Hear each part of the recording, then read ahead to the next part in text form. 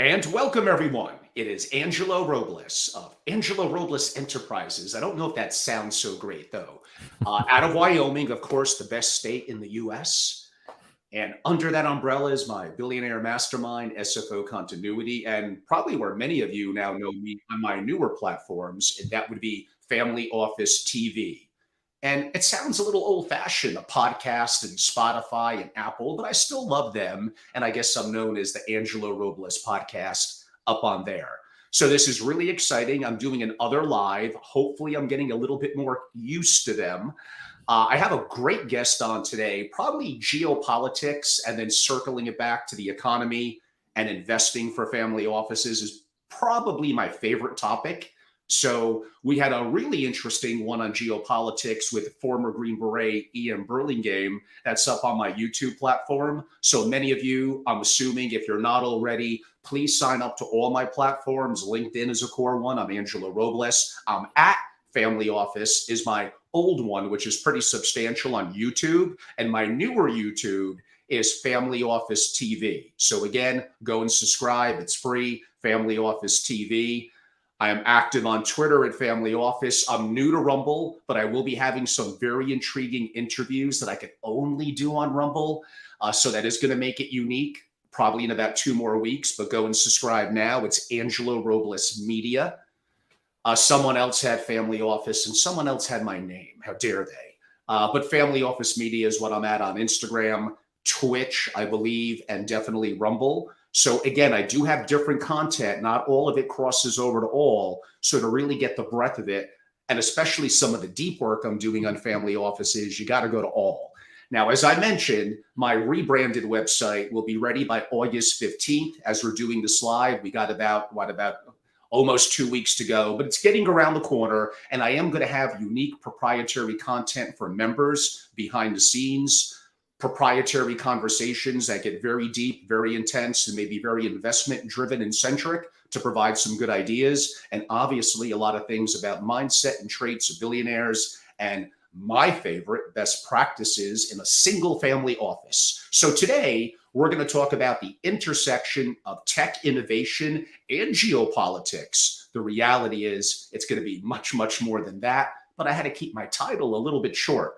Our special guest today is Jacob Shapiro. He's a partner and director of geopolitical analysis at Cognitive Investments. And Jacob, welcome to the show. Thanks for having me, Angelo. You're making me think I need to get out there on more platforms as well, because I feel like I'm only on 3 or 4. Yeah, that was how I could remember all that. And I'm new to some of them. I don't even know. I occasionally surprise myself. So one, I've really been a fan of Jacob for a while on Twitter. That's where I first learned about him. Again, I'm intrigued in geopolitical discussions. We have some things I would disagree with. And you know what? That's okay. The problem in this country now is we're only talking to people that are aligned with our point of view. We're looking for confirmation bias, and it's tempting. It's warm. It's comforting. I get it. But you gotta mix it up. Yeah, you can't rest on your laurels. What maybe was correct yesterday may not necessarily be correct today. And there are times I talk to guests that are of different opinions, and I simply learn and I adapt my opinion a little bit like a poker player. New information's coming at me so rapidly, you can't be entrenched and stuck in confirmation bias. You have to adapt. So on that note, I'm going to click a little thingamajig over here. And by the way, would love to get comments on LinkedIn, would love to get super chats. Hello, at Family Office on YouTube. You could do super chats, and that's a way to rise to the top and greatly appreciated from my perspective. So thank you very much, those of you that will do the super chat. And why don't we get to it for now, sticking to the title, Tech Innovation and Geopolitics. Jacob, how does the rapid advancement of technology impact the geopolitical landscape? Well, I want to dwell for a second on what you said about, the quality of civil discourse in this country. And I have days where I even disagree with myself. My wife will be the first to tell you that I am inherently contrarian. And if you pick one side, I will probably just pick the other side to have fun. So that's fun. Yeah, no, it's a good thing to have. But I think one of the things that sets our geopolitical analysis apart, and we advise family offices and investors. I also work with corporates in general. Most of the geopolitics discourse is about risk. It's about, oh my God, the U.S. and China are going to have a war over Taiwan, or oh my God, North Korea is going to fire nuclear weapons, or oh my God, Russia invaded Ukraine. And there are very real risks out there, and we should talk about them. And I'm sure we'll spend time on some of the higher order risks that we're talking about. But the other way that geopolitics can really be a useful tool is thinking about opportunity and thinking about the ways that things are changing and being able to not just say it's all negative, negative, negative, but actually there's probably more opportunity in disruption than there are things to worry about. And the area of tech innovation is a really perfect example of this. Now, I could go back and do 100 different examples, but let's just think about two. So the fact that you and I are having this conversation, me in New Orleans, you in Wyoming, is that we have these little computer chips in our computer. It also is what allows me to send cat videos to my wife on Instagram every night when I'm bored. The United States government did not help fund the creation of the semiconductor industry so that I could send these cat videos to my wife and so that you and I could have this conversation. The reason the United States government literally funded the beginning of the semiconductor industry in the 1950s was because semiconductors allowed them to make their missiles more accurate. And they wanted to be able to hit specific precision sites in the Soviet Union if it came to all-out nuclear war. So everything that we've got in the semiconductor industry, all the development that's happened since the 1950s, it all starts with geopolitics. Another great example, if you've been to the movies and you have seen Oppenheimer or you want to go see Oppenheimer, when I give presentations to family offices and to other audiences, I usually have a slide up. I put Niels Bohr's diagram of the inside of an atom up on the screen. Niels Bohr was a Danish scientist, and his life's passion was to try and find an inexhaustible clean energy source, because he thought that if he could do that, then war would cease and poverty would cease, and we would all live in some kind of Star Trek-oriented universe. Now, Oppenheimer and the Manhattan Project takes a lot of that research, and what do? They make atomic bombs out of them. And war has been completely different since we have atomic science and nuclear and everything else since then. So the point here is just that if you want to think about where stepwise tech innovation is going to happen, it's going to happen at that intersection of where are scientists focusing on things, but where are governments concerned? Where are governments going to put their shoulder behind different investments? Where are public and private partnerships zeroing in? And that, I think, is where you're going to get the biggest disruptive changes in innovation. And that is why it's sectors like biotech. We saw this with the COVID-19 vaccines, how critical that became in US-China relations, the energy transition, artificial intelligence and computing. That's why all of these things are at the center of the US-China competition. It's why all of these things are primed for such intense innovation going forward. And if you miss the geopolitical angle to this, you won't have a good sense of how to pick the winners and losers, what countries are going to do well, what companies are going to do well, et cetera. So that's how I would sort of set the table for you in explaining why geopolitics is such an important tool, not just for these risks that everybody worries about, but actually thinking about, all right, well, what active investments can I make? What active changes can I make to my supply chain so that I am better than my competitor, or that I can beat the market, or whatever my end goal is? Well, that was excellent as an open. And by the way, you're going to know among the two who's the intellectual. Jacob's going to see Oppenheimer, which is what I should be doing. Probably the same day he saw that last week. I went to go see Barbie. Now, I actually did that a little bit as a social experiment because I have a perspective a little bit on Hollywood and the direction of the movie. And I wouldn't say I did a review. I did a commentary on it, 2 or 3 minutes on one of my social media. Well, actually, technically 2 of my social media platforms. I'm not going to share that. You're going to have to go and find it. And so, yeah, that's he's seeing Oppenheimer, which I should be doing. But Barbie was interesting. Why don't I, for now, leave it at that? What are the implications of emerging technologies such as, very trendy, AI and quantum computing on international relations? Well, again, that's a more difficult question. We could spend the whole 2 hours just talking about that question in particular. It depends what level you want to get it at. It's also, this is one of those things. So geopolitics likes to deal in constants. It likes to say, okay, this geography is here. This fundamental constraint prevents this country or this leader from doing X, Y, or Z. The thing about technology is that it all changes. If you've been on Twitter, you've probably seen all of this this hullabaloo about, have we discovered a superconductor at room temperature? I have no idea. We don't actually have the evidence yet. But the point there is that things can change very, very quickly with technology. Our Innovation Advisory Board, for example, I'm not a scientist, but we have scientists that actually work with us. And one of them flagged a report that China is working on a battery for EVs that would leverage sodium rather than lithium. Now, very, very early stages, it's not there yet. But imagine if you didn't need lithium ion batteries anymore. Imagine if some scientist in the middle of China figured out how to use a completely ubiquitous resource like sodium to That try and would get these be batteries moving amazing forward. and maybe scary from our perspective. Well, it depends. I mean, we can get into that too. Unless we steal it from them and get it from them. So Oh, we we're all return what they stealing. always do to us. But so the point there is that the countries that are going to do best in this time period are the ones that are going to be able to drive down the cost of energy most, are the ones that are going to be able to see productivity gains from being in the front of technology. The United States did this in a certain sense in the 1890s and the 1900s. We were one of the biggest oil producers in the world. We were able to pour lots of money and investment into technology. If you look back to who were the winners of the 20th century, it really comes down to which countries were technologically the most advanced. And we're in that sort of race right now. So when I say it's going to affect international relations, we're already seeing that. The US-China trade war begins with intellectual property disagreements about the United States being worried that China's stealing tech and that China's advancing in terms of tech versus the United States and not being able to compete with China in general. And it's not just a US-China story. I mean, just if you spend a little bit of time looking at global newspapers. Turkey last week was talking about becoming a semiconductor champion. India wants to be self-reliant in all of these things. Russia's cutting itself off from the global internet. So when you start looking all around the world, all of these different countries are trying to gain pole position in these different areas. Nobody is far and away the front yet. I would say the United States is still the front runner in a lot of these things, although we have our deficiencies as a result of globalization. We exported a lot of our capacity for some of these things abroad, and now the United States is trying to bring it back.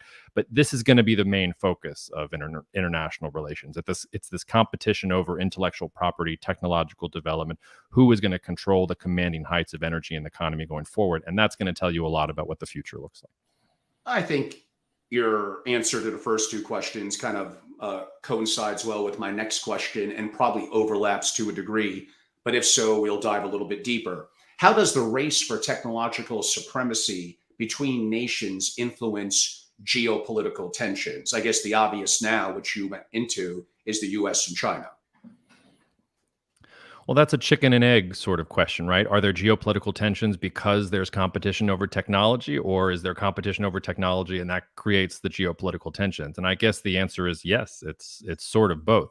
But I do think that when we're sort of looking back at the last couple of years, I think the pandemic in some ways is a really important litmus point because, or I should say, a litmus check or an inflection point. Because you might remember this, right before we got the initial reports that there was some strange disease circulating in China, the United States and China were negotiating the quote-unquote phase one trade deal. The Trump administration was pushing this phase one trade deal with China.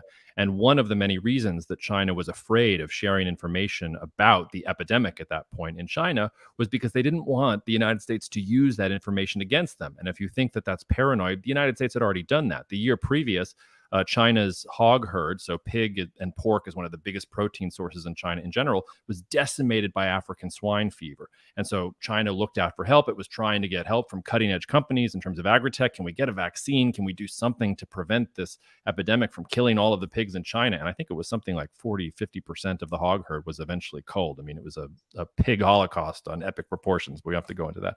And the United States saw that and said, great.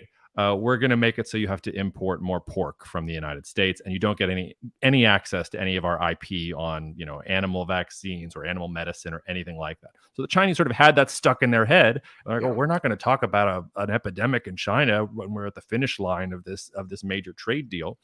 So it's a very specific example of talking about how technology can actually be at the center of these things. If the United States and China had been working together, if they had had the sort of level of coordination that they'd had during the 2008 financial crisis, maybe there is no COVID.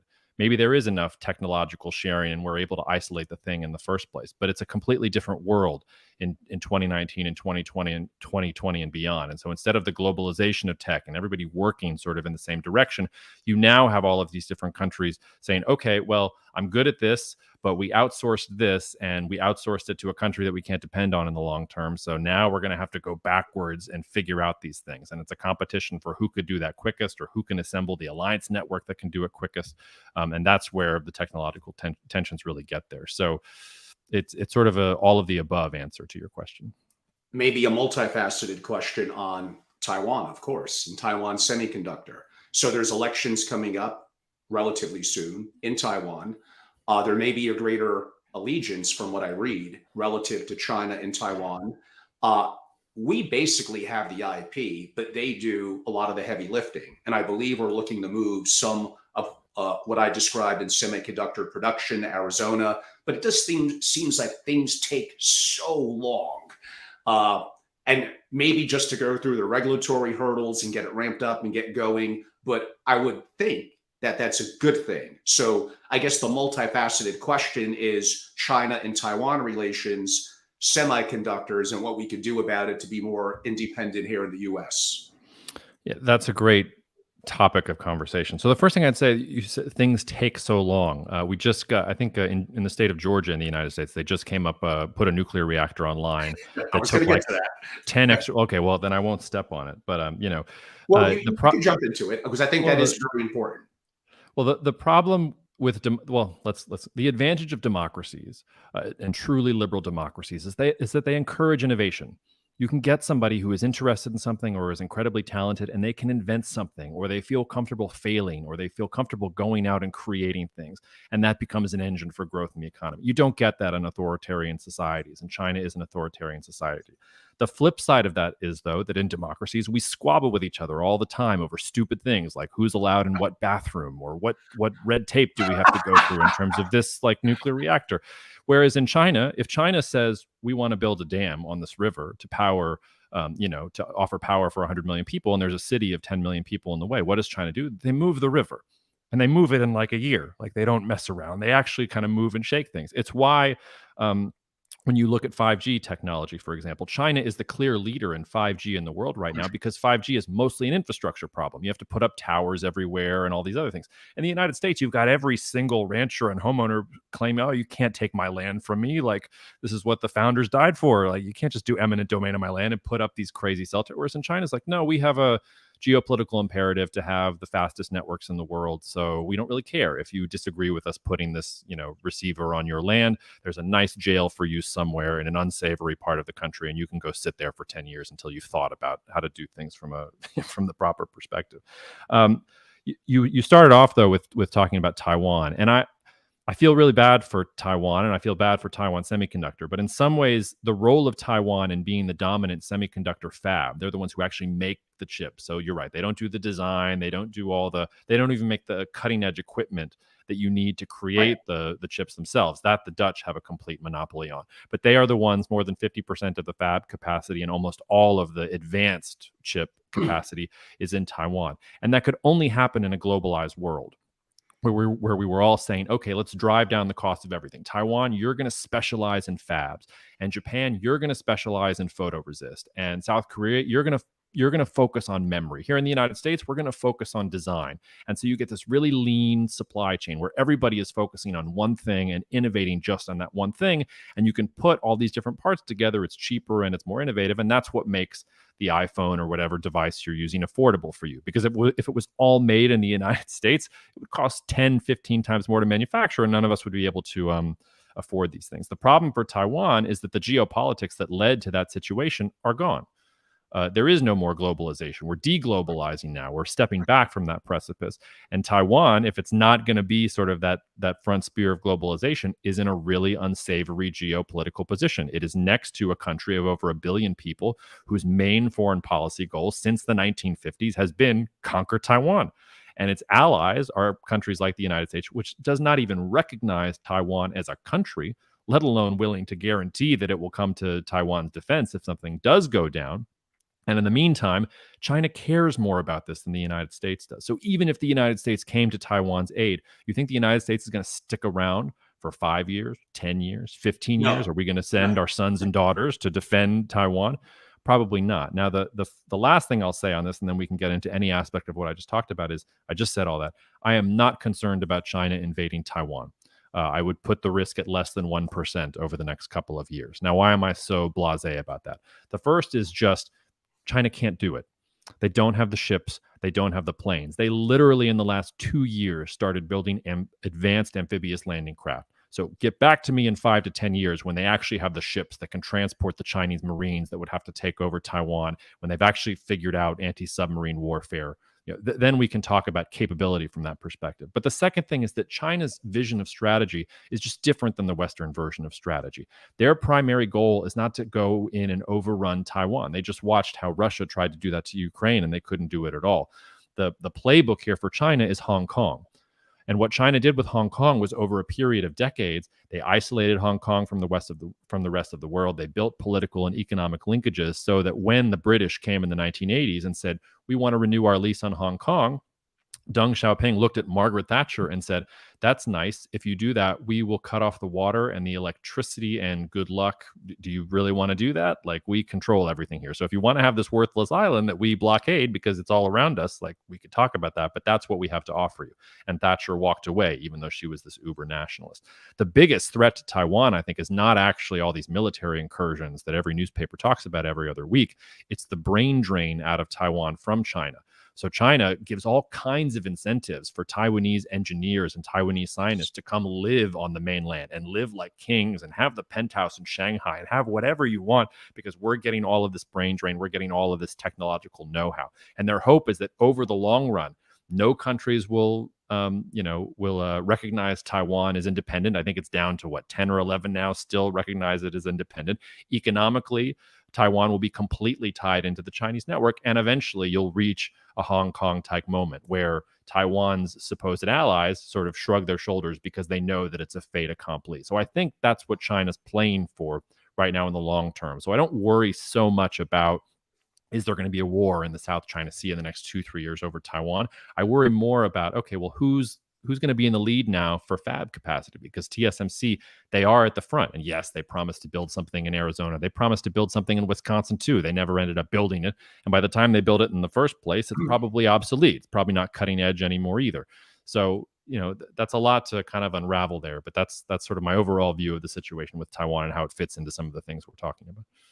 I mean, that is a lot, since you're bringing up the subject, which is completely unrelated, why it popped in my head. I mean, a lot of our pharmaceuticals, a lot of our materials that we utilize and need are manufactured in China. Now, I think that Trump was absolutely correct back in 2016, campaigning on the promise of bringing more onshore. Yes, that is going to increase the cost, but it's going to give us more independence. Now, what came of that a little bit, and probably never reached quite the direction that the promise of it was meant to be, was, could we utilize, relative to our agreements with Mexico, a neighboring country that we have a good relationship with? You may go a little back and forth on that.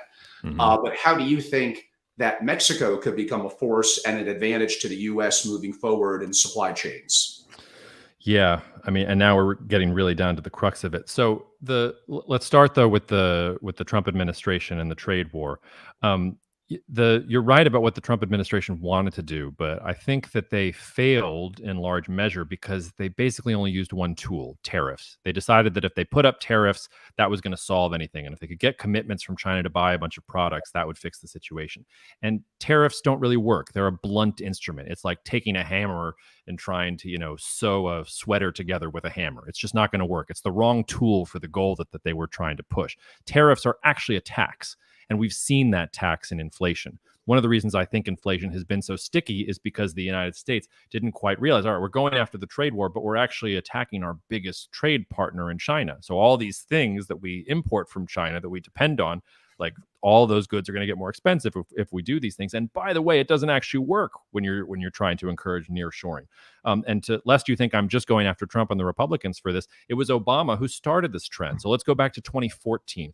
Unless you were really a nerd at this point, probably most of you weren't. But if you were a real nerd focusing on U.S. geopolitics at this point, before the whole world went crazy, you'll know that there was this big trade spat between the United States and China, and it revolved around tires and chicken. The tire industry in the United States was mad at China for dumping product into the United States, for making things cheaper, driving them out of business. And so the United States, under the Obama administration, used those same rules that Trump did to prosecute his trade war to say, okay, we are going to go after this Chinese tire industry. We're going to try and reshore tire production here to the United States. China responded with reciprocal tariffs on poultry and things like that. And so chicken farmers were freaking out. And the moral of the story is the Chinese tire industry was decimated. The US tire industry benefited from it not at all. You know who benefited? Vietnam, Thailand, Mexico, all these other countries that were like, great, we couldn't compete with China, but if you're having China exit stage left, we can absolutely compete with all these others. So we are going to step in and take all this manufacturing that was supposed to be reshored. It actually gets nearshored to some are U.S. allies, some are maybe not U.S. allies. It kind of depends how you look. So it's a difficult thing to try and move that forward. As for Mexico, I mean, I anytime I talk about Mexico, the first thing I do is quote Porfirio Diaz from the early 1900s. Poor Mexico, so far from God, so close to the United States. That's true. It's still true. And Mexico has visions of being more geopolitically independent. They can't do it. I mean, what is it? 70, 80% of their trade is with the United States. As much as AMLO would like to push the United States around and be more independent and nationalist, all these other things, ultimately, he has to bend the knee because economically, Mexico isn't independent from that point of view. The flip side is, though, that as the United States pushes China further and further away, the one real ace in the hole that the United States has is Mexico. Because Mexico is the country that is closest enough, that has enough labor, that has the free trade agreement already in place with the United States, where the political relations are close enough to where you really can reshore or nearshore in a way it's not going to drive things down as cheap as it was in China, but it's a major advantage for U.S. companies. And when U.S. companies are thinking about getting their operations out of China, I work with a lot of them. They throw out, well, should it be India? Should it be Vietnam? Should it be this? And you do endless projects thinking about what country should it be, and almost inevitably it ends up being Mexico, because Mexico is the one country that has the advantages that U.S. companies need. And that, my friend, is the first bit of geopolitical leverage Mexico's had in the trade relationship with the United States, I don't know, since Santa Anna. I mean, this is an amazing moment for Mexico if it knows how to actually use this leverage against the United States, because the United States is assuming, hey, Mexico's going to do whatever we want. And whatever you think of Morena and AMLO and everything else, I think there's a general Mexican sentiment that says, like, we're not just going to do whatever you want. Like, you're going to have to actually make this worth our while, because NAFTA didn't go so great for us. And while you were negotiating NAFTA and free trade and things with us, you were actually also, hollowing out the U.S. manufacturing sector and moving all your operations to China. You didn't move them to Mexico. So you actually also hollowed out Mexican opportunities as well. So there's a very interesting tension happening between the United States and Mexico there. And I think it will get evened out and smoothed out over the long term because of the geopolitical imperatives. But there's no doubt that Mexico is critical to U.S. strategy going forward, and that Mexico, for the first time in a very long time, has some leverage in dealing with the United States, because the United States in some ways needs Mexico more than Mexico needs the United States in this very limited sense. And how about what I mentioned to begin my little rant and then question on pharmaceuticals and drugs? From what I gather, are primarily being manufactured in China. And is that something we should be concerned about in the U.S.? Well, that goes down to level of concern, because China really does make so many things that we depend on a daily basis. I have an 11-month-old. Every single toy that my 11-month-old plays with, every pacifier she has, everything else, it's all made in China. Like, where would I go if I needed to actually get something for my daughter that wasn't made in China? I haven't found it yet because it's all being manufactured there. I think it's, 76% of umbrellas in the world are made in China.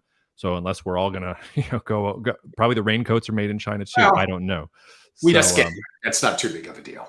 No, but like when you actually look at like the areas, the sectors where China has this kind of dominant position, it depends what you're concerned about. So when it comes to pharma and pharmaceuticals in general, yes, we should be hugely concerned that a lot of that production is in China. We should be hugely concerned that some of it is in India with substandards on terms of health and monitoring and things like that.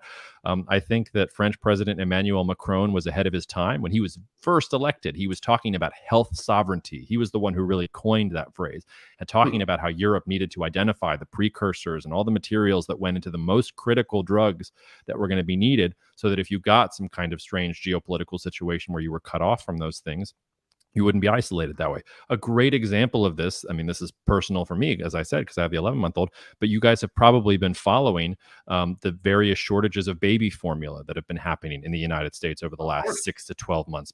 And so, the idea that the richest, most powerful country in the history of the world can't source baby formula for its babies in the year 2023, like those are serious concerns. So if you really think about, okay, we can't trust China anymore, we can't trust these other countries, we really need to have a long conversation about what are the industries that need to be in the United States, and what does the US government have to do to incentivize moving that manufacturing here to the United States? Because tariffs is not going to be enough and taxes is not going to be enough. It is not profitable to move that stuff to the United States. You are going to have some kind of government policy to incentivize making it here. And that gets into difficult conversation. Well, is that capitalism? Is that not capitalism? I don't know, but I would just again point to semiconductors. The reason we have semiconductors is because the US government in the 1950s, at the height of the Cold War, we are the capitalists, they are the communists. The United States government said, okay, Texas Instruments, we will make you a successful company because we're going to buy all of your semiconductors because we need them. So if the United States is going to go fully down this path, it's not enough to say, let's put tariffs on this, or like the Biden White House is doing, let's put out a new strategy and say some nice things and have a chips bill and things like that. You're going to have to actually say, no, this industry is critical. Here are the incentives that we're passing, and here is how we're going to try and bring manufacturing home. It's a much more difficult mission to accomplish than just saying, okay, like this is what I want, and now companies are just going to roll with it. A little bit of a change of direction back maybe to my earlier questions. How are countries using cyber capabilities as tools in geopolitical strategies? I just recorded a podcast on my own podcast with a cyber expert. So I'm not a cyber expert. Let me just sort of say that with the caveat. But I was talking to a cyber expert just this week, and he sort of put some things in my mind.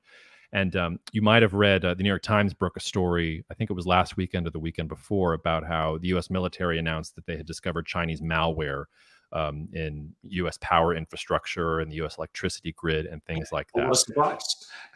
Yeah. I'm sure that we have sort of those types of offensive capabilities deployed in China as well. I hope so. Yeah, I'm sure we do. And in some ways, cyber is most similar to nuclear weapons because so much of world economies and infrastructure systems and things like that are based digitally. That if you actually use if a state uses cyber in the way that you're talking about right now, and the other state kind of retaliates, it's that sort of level of mutually assured destruction, which is why you always have these hacking groups that are not associated with the state in general that are the ones pushing things here. Because if you had state on state cyber, now we're talking about serious war escalation type situations and not just these hackers that are running around. But yes, if you can have a cyber advantage, if you're China, for example, and you think that you can, let's not use the United States as an example. Let's say you think that you can control the Japanese Navy or Japan infrastructure or things like that. And you want to go seize a disputed island in the East China Sea. And you know that if you flip this switch, Japanese destroyers won't be able to communicate with each other anymore or find where they are on a map and are just going to be stuck in the middle of nowhere, and you're going to seize those islands in general. Well, yes, that would be a tremendous advantage. Think also of the havoc that you could wreak if you could start getting into the global financial system and start messing around with all the different numbers and debt numbers. And money in the end is all just numbers on a sheet of paper, right? This is the sort of Fight Club metaphor. If you could imagine that you have some kind of control over that and you want to really mess with global financial flows, it's going to mean a lot more than sort of devaluing the yuan or maybe the things that we worry about right now. So it's a critical area where countries are focused on in general. But I think one of the reasons you haven't seen it deployed on a state-to-state level is because of how serious that would be. It's still the province of Russia tries to hack Ukraine, or Israel tries to hack Iran's nuclear system, or China wants us to know, hey, we have some malware in your system, so be careful if you want to mess with us because we can do things to you. It's that kind of thing. But it's certainly, cyber is going to be is one of these commanding heights of geopolitical competition in the decades ahead. What challenges arise from the globalization of tech companies and their influence on geopolitics? Well, tech companies exist as they exist today are the platonic ideal of globalization. And in some ways, their interests, and it's fine. This is what capitalism is all about. Their interests are not necessarily in line with the state. But I think you're seeing a reaction now where states are not willing to just let the tech companies lead the way. Now in China, Xi Jinping says, tech companies, you will do what I say or I will disappear you. We saw Jack Ma had to run away for a while. We saw what they Yes, did you to did. Alibaba. Now that's how they approach it. But in the United States too, I mean, and we've seen this just in the last month or two. The Biden White House has been talking literally for months about these investment restrictions that they were going to impose on U.S. investors and sort of an acceleration of the trade war with China. And then what did China do?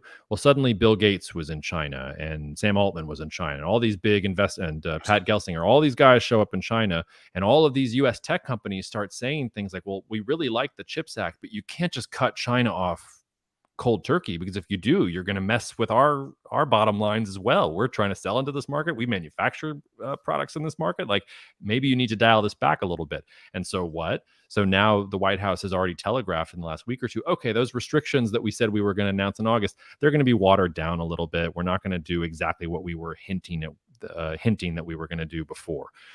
So the tech companies have an interest in globalization continuing. It's good for tech companies if you have globalization. It drives down costs. You don't have to worry about these geopolitical concerns. But I think we're living in a decade where states are coming back and saying, that's nice, but you are still, you still live within the context of a political system, and there will be laws and there will be regulations and things that you're going to have to go with. And the question there is, in democracies, can we have public-private partnership again? Is it going to be more where the United States government or these governments have to tell these tech companies what to do? Have the tech companies become so powerful that they can just tell governments to go stuff it and not pay attention to them at all? I don't think so, but it's one of the scenarios on the board. Or do you have a China type scenario where a leader says, okay, no, like, I'm going to literally punish you if you keep going forward in these different ways? So it's a difficult time for tech companies. Tech companies are in, like, and even the Chinese tech companies like your Tencents and Alibabas and Huawei's, they're trying to emulate Western tech companies, because that was the whole, for the last 30 years, 35 years, that was the thing to do. And as we're now shifting away, it's really difficult if you're a tech company to try and figure out what your place is in a world that isn't just globalized, that isn't just what's the new market, that you can't just move in and out of so easily as you would have in the last 30 years. I think you kind of answered it in your response there, but if you want to be a little nuanced on it, in what ways does tech innovation affect global economic power dynamics among nations? It's everything. I mean, tech innovation is what drives productivity growth and economic growth. And we actually haven't had a lot of true innovation in the last 20 or 30 years. I think that's one of the reasons people are so excited about the potential advantages of artificial intelligence and the Internet of Things and all the things that automation and 5G can empower from that perspective. So yeah, I mean, it's really, when you're thinking about the future of the world and nations are thinking about how they're going to push forward, it's the ones that are going to be able to succeed from a tech innovation standpoint that are going to be able to make goals and actually realize them. So it's critical to the geopolitical future of all these nations. And the regulatory question relative to that question, your answer, how do differing regulatory approaches to technology shape the geopolitical relationship? Well, this is a sort of a much more in the weeds question, but in the United States and Europe, we are still squabbling with ourselves about regulation, because I don't think that we've realized just how critical things are. The flip side of that is, in places like China, they have regulations, but are they actually listening to the tech companies themselves? I alluded to China cracking down on the tech companies 2 years ago. They cracked down too much, to the extent that Xi Jinping in the last couple of months has been like, hey, tech companies, we need you to come back. We need you to do the things that you were doing before. Like, I didn't mean that you were just going to sit there and do whatever I said. If you do whatever I say, like, I don't know anything about coding and everything else that you guys are Exactly. doing. Like, you can continue to be productive. So, but we'll figure it out. Like, regulation is technology takes time as it disrupts the system. We're at the very, very initial stages of things like artificial intelligence and crypto and all these other things. So, it makes sense to me that the US government, which is so backlogged in so many different ways, hasn't had a chance to think about how to move things forward. But the recent conversations about artificial intelligence are a great example of how fast things can happen. 6-12 months ago, nobody was talking about artificial intelligence the way they are right now. Now you're seeing, the Biden White House hand in hand with US tech companies like Microsoft talking about, oh, we're going to figure out AI regulations in the future so that we don't create some super artificial intelligence that's just going to vaporize us all. I mean, you're sort of seeing all that develop. So the regulatory or the regulatory environment in a lot of these countries. It's probably the least talked about, and it's the most boring because it has to do with dotting your dotting your I's and crossing your T's. I always get those mixed up. So do I. So I like to dot my T's and cross my I's, as it were. It's a necessary part of that framework, but we're not even kind of there yet. We're still trying to get our hands around what are these technologies, why are they important, what kinds of policies can we use to get these technologies more within our own bailiwick. Of course, AI could be potentially a nirvana. It could be the beginning of the end, or perhaps something in the middle. And we're not going to make it an AI in a singularity and it reaches that discussion. Although if some questions come in, we may field it. But I think I do have to ask what you said, putting regulation on AI for the concerns that I just referenced, and so did you. My challenge with that is, come on, there's not one bad actor around the world who's not going to listen to regulatory constraints. I don't know. Maybe it is Iran. Maybe it's North Korea. Maybe it's China. Maybe it's the good old US. Like, to think that we're all going to, come together for the good of mankind. Let's put certain constraints. Let's make a promise, a commitment. Let's sign on the dotted line. I just have a hard time imagining that. I have a hard time imagining it as well. There is nothing in human history to suggest that is what. If we couldn't do it with the pandemic and we can't do it over climate change, it's out of the box. Like, I don't know why we're going to do it with artificial intelligence. But we have to say these things that we're going to try because there's people have to keep up appearances, I guess. Okay, let's ask.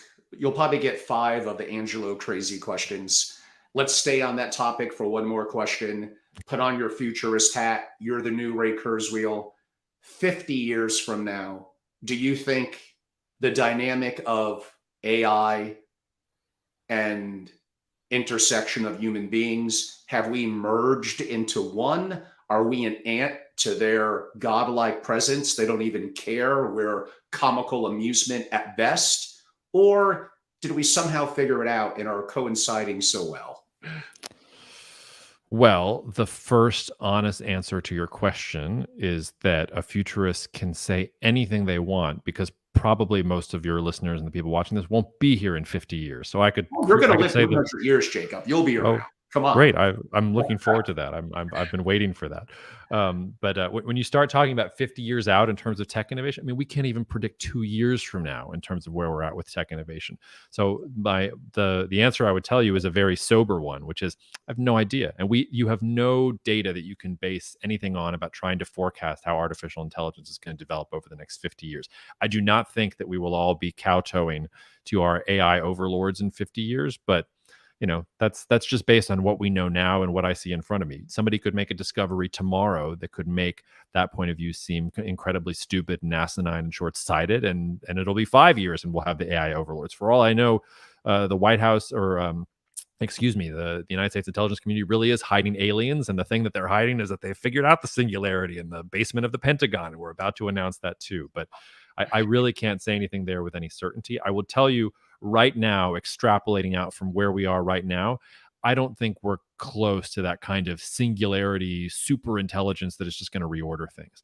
I think the more operative thing is that the companies and nations that learn how to use artificial intelligence to boost productivity, to boost growth, those are the ones that are going to really do well. So I don't think AI is going to displace humans, but I also think the humans that are going to do best over the next 10 years are the ones that learn how to work with AI and use AI. I'll make it a personal example. I don't think that ChatGPT or AI is going to be able to replace me as a geopolitical analyst. If I don't learn how to use ChatGPT, though, to sharpen my insights and do more research, there will be other geopolitical analysts out there who do and who will produce better analysis than I do. So the area that I focus on there is more on a 5 to 10 year time horizon. And I'm very interested in the countries that are creating that space for people to actually use AI. And Europe is an example of where that's not happening. If you look at some of the onerous restrictions Italy and other countries have been talking about with AI, it basically makes a bunch of things illegal. So you can't play with it. You can't experiment with it at all. The United States hasn't quite figured out what to do with this yet. China also hasn't quite figured out what to do with this yet. So that's the place where I would really focus on, where are the places where you're getting that kind of stepwise innovation AI? Because if those are the places where you're going to get those kind of creations. So it's a bit of a cop-out answer to your question, but it's the best I got. I'm going to try to put together a question. It's going to be there somewhere, but we'll have to weave through my nonsense.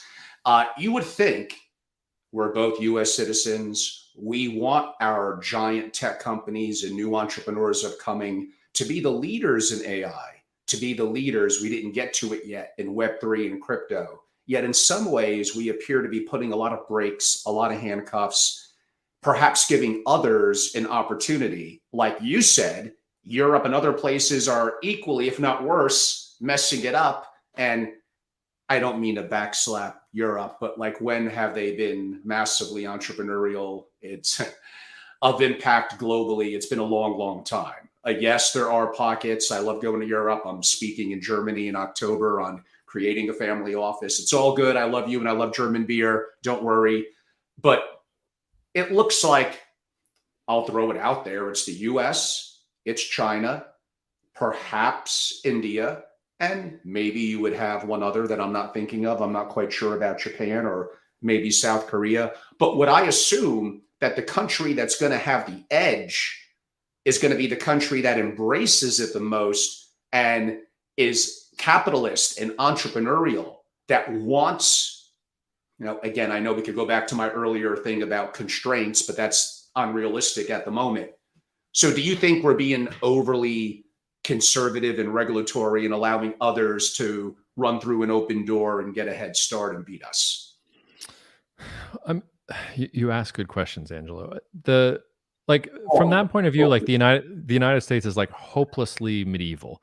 Like think for example about let's take a really banal example. Like in the United States, I still have to have a physical driver's license if I'm taking a flight somewhere in the United States to go from point A to point B. I was doing an interview with a South Korean expert 6 months ago. And at the end of the interview, one of the things he asked me was, I heard that you guys still have these physical cards that you have to present. Is that true? And I was like, yes. And he was like, we have nothing like this. We have a whole digital infrastructure behind it. So my ID is in the system and all this. I was like, so if you're looking for the places that have actually embraced like digital technology of the new age, it's China, it's Japan, it's Asia is the future from that point of view. The United States, like we're still doing things with paper. If I want my tax refund from the city of New Orleans because I paid too much in property taxes last year, I have to go get a form notarized and they have to actually have the paper.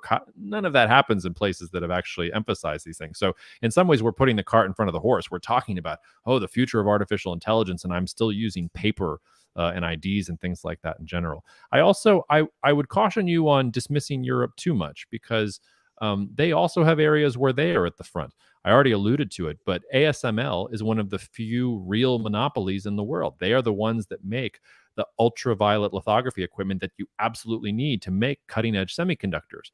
If ASML went away tomorrow, if the Netherlands disappeared from the map, we wouldn't be able to make chips, period. Now, what Europe doesn't have is they don't have the kind of cloud champion that we have in the United States, your Amazons, your Googles, and things like that. But another example of this is when you're talking about which countries or which companies actually make the equipment you need to roll out a 5G network. There's only three. It's Huawei, Ericsson, and Nokia. That's it. That's the list. We haven't made fiber optic cables and radio switches and all these things in the United States that are necessary for these things for literally decades. We've outsourced all of that abroad. Interestingly, Brazil was actually just pushing back against China for dumping fiber optic cable into Brazil because the Lula government has said, maybe we should make our fiber optic cable here to add in. I think Brazil is another country that you sort of have to put on your list. There's also, I think, a difference between, what country is able to make an advance with artificial intelligence and then will another country just copy it? Will they be better at implementing it even though they weren't the ones sort of with the cutting edge there? So yeah, I take your point about the United States and some of the hurdles that we've put in front of us, but if we're really going to embrace digitalization and things like that, like we have a whole laundry list of things we can do before we start embracing artificial intelligence. And both Europe and Asia are further along in terms of actual implementation of some of these things than we are in the United States. So it's a little out of left field, but populations are declining. Look at China, look at Japan. So aspects of parts of Asia, the US not quite as bad, but not so great. And Europe pretty darn bad. But there are pockets of the world, parts of the continent of Africa, parts of the Middle East, Indonesia, where they have a young population. They don't have some of the challenges we have that may bring on other challenges relative to more unrest, especially when you have younger males that don't see a future and don't have employment. Let's just be blunt. They have 17 times the level of testosterone that female. There are just simply things that could go wrong and have over time. We know that. Are we sitting on a powder keg of a challenge in the West and parts of the Far East, but a different challenge in parts of Africa and other parts of the world? And that may lead to an immigration question here in the US, but let's start there. Yes, it will very quickly get to an immigration question. But so this is one of my pet peeves with geopolitical analysts is those that talk about demographics and population like it's destiny. I actually went back and did a study on countries with some of the worst demographics in the last 100 years. If you looked at population demographic figures in the 1920s, for example, one of the countries with the worst demographic pyramids that you've probably ever seen in your life was Germany. So if you were just trying to extrapolate from population dynamics what was going to happen with Germany, you probably thought Germany was going to collapse into a heap of itself because it was so old and so many of them had died in World War One, etc. Within 10 years, Nazi Germany almost conquers the entire world. So this idea that, okay, we have declining population and the demographic pyramid doesn't look good, ergo that country's not going to do well, like there's your case and example where actually it meant the exact opposite thing. You had the complete reinvigoration of a country that almost took over the world, even though it had bad demographics. Population is also a double-edged sword. You need the right amount of wealth with the right amount of population. India's had the right demographics for centuries. But the problem is there's too many of them. So India is an incredibly poor nation. The GDP per capita in India is similar, roughly equivalent to the GDP per capita in Haiti, which is one of the most corrupt, most impoverished nations in the world. If you are that poor, actually having that much population becomes an albatross around your neck rather than an advantage you can use. China was able to harness its massive population, but it took that authoritarian top-down system in order to do that. If you have a country like an India or an Indonesia or a Nigeria, that's some of the challenges that they're facing in actually dealing with their demographics in general. There's also, we really haven't been in a period in modern history where you have aging societies like we do right now. So we don't have a lot of historical anecdotes or historical precedent to rely on. I will say, though, this idea that just because population is declining, your economy is going to decline, that doesn't necessarily make sense to me. Maybe your sort of absolute numbers are going to decline, GDP and things like that. But what if you can make it decline less fast than the population is declining? Well, then maybe actually isn't technically the population getting wealthier on a per capita basis? Is that really such a bad thing? What if you can get robots to do all these things that we used to have humans doing before? That's why actually when we look at innovation in terms of automation and things related to aging, Japan is on the front lines. They've had to deal with this before any of us. So Japan is probably the place where innovation along those things is going to happen the most, and we may want to emulate them. The great strength of the United States versus European. Oh, I'm sorry. Before I get to the immigration thing, another example of how fast these things can change. Before the Russia-Ukraine war, arguably the country with the worst demographics in Europe was Poland. What happens with the Russia-Ukraine war? You get literally millions of Ukrainian refugees, many of them women and young children, who are now in Poland as refugees and who have stated that they want to stay in Poland in general. So suddenly Poland's demographic pyramid looks completely different overnight. So demographics can change incredibly quickly, and what was once a disadvantage can be an advantage. Like it's not so easy to parse what demographic changes are going to do. I will say this, though, that one of the great advantages of not just the United States, but the English-speaking nations in general and truly liberal democratic regimes, which are not about blood and nationalism, but are more about opportunity and rule of law and rights, is that you can immigrate. You can immigrate to those countries, and that country will assimilate you. My father was not born in the United States. He came to the United States when he was incredibly young, but he was as American as anybody else. And here I am, and I'm as American as anybody else. You can't really tell that story, or at least you haven't been able to tell that story in places like China and Japan. It's an incredible geopolitical advantage to be able to assimilate immigrants and labor like that. Well, one interesting thing I saw this past week, I don't know if you saw this, Japan, the percentage of the foreign-born population in Japan increased almost 11% year over year, Wow, which is an that's huge. incredible, Yeah. incredible cultural change if Japan is actually going to start accepting Yeah, especially in immigrants. Japan. So like all these things can change, and Wow. I'm very skeptical of people who use demographics and population as some kind of crystal ball, but it's absolutely critical. And watching how these things change over time and understanding who has the advantages, who has the disadvantages, it's obviously critical. It's a very nuanced conversation that we have to have when we get into population dynamics. Slightly related, it just popped in my head. And I'm someone who tends to see the negative in things, see the challenges we're having in this country with politics, see directions in certain ways that I personally don't like. One of the reasons why I do love Wyoming so much, being more of a libertarian and a certain sense of freedom and privacy and discretion and respect for personal property.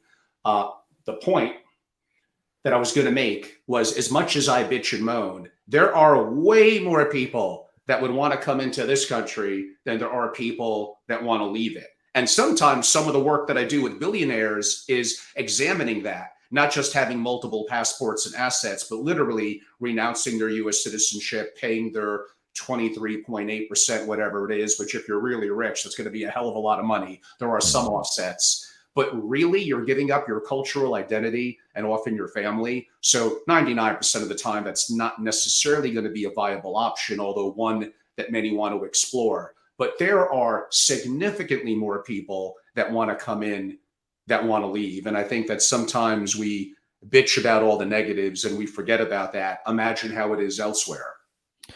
The United States faces no problems for which it does not have the resources to fix them.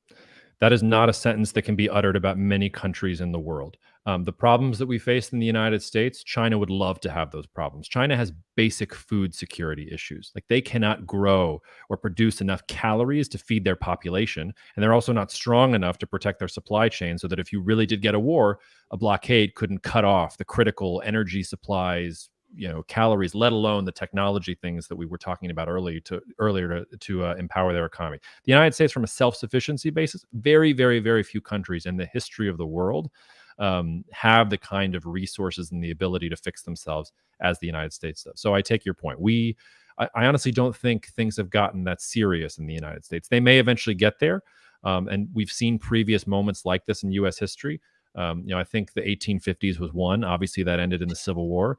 The 1920s was another, and that ended with FDR and the New Deal.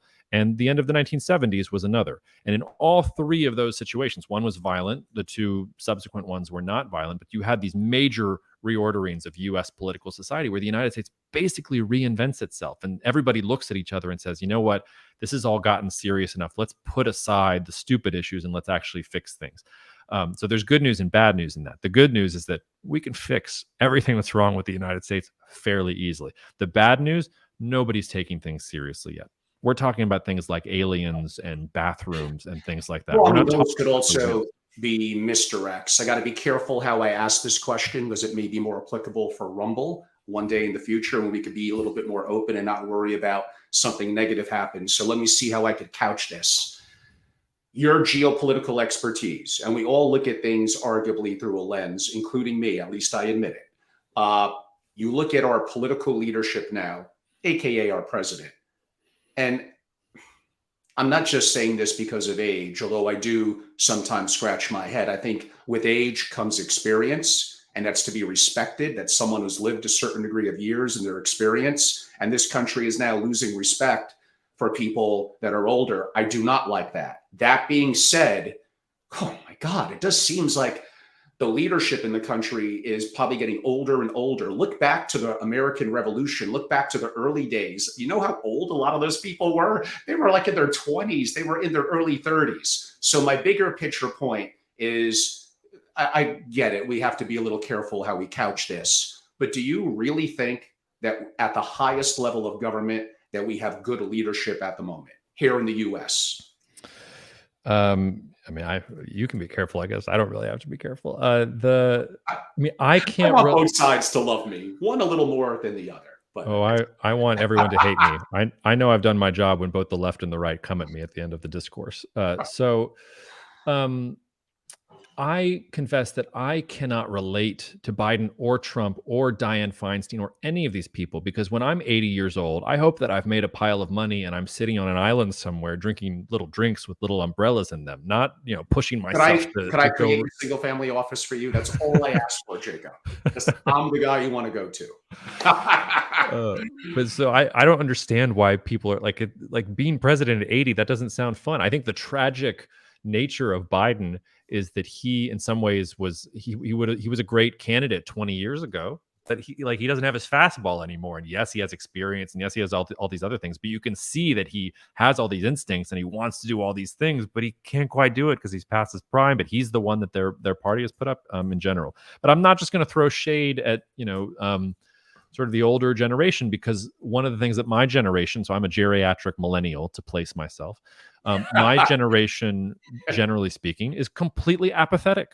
I mean, if my Yes. generation decided to vote at even a 70% clip, we would be looking at a completely different slate of leaders across the spectrum. But most of the people in my cohort that I don't vote, and I get in fights with them because I do vote and I've always voted. But like when you actually start peeling back the onion, people who have very strong, passionate political views, they don't actually vote. They don't do anything. And part of the problem here, and in some ways this is the United States has succeeded too much, is that if you really want to be successful, you want to go make a bunch of money. You want to be wealthy. You want to be a doctor, a lawyer, create a family office, invent something. That is the thing that we now hold as the most admirable thing in U.S. society. Who is arguably the most famous person in the United States right now? It's Elon Musk. And all the boomers love Elon Musk because he's this creator and he creates things and he's bringing us back to space and he's doing things with Mars.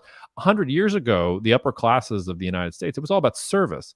And it was all about, well, if you have this expertise and you have this base, you go into government. So the best and the brightest, as David Halberstam described them, were going into government. We're going into public service. And they were trained to do that. And that was seen as something good. Whereas now the best and the brightest go to make money.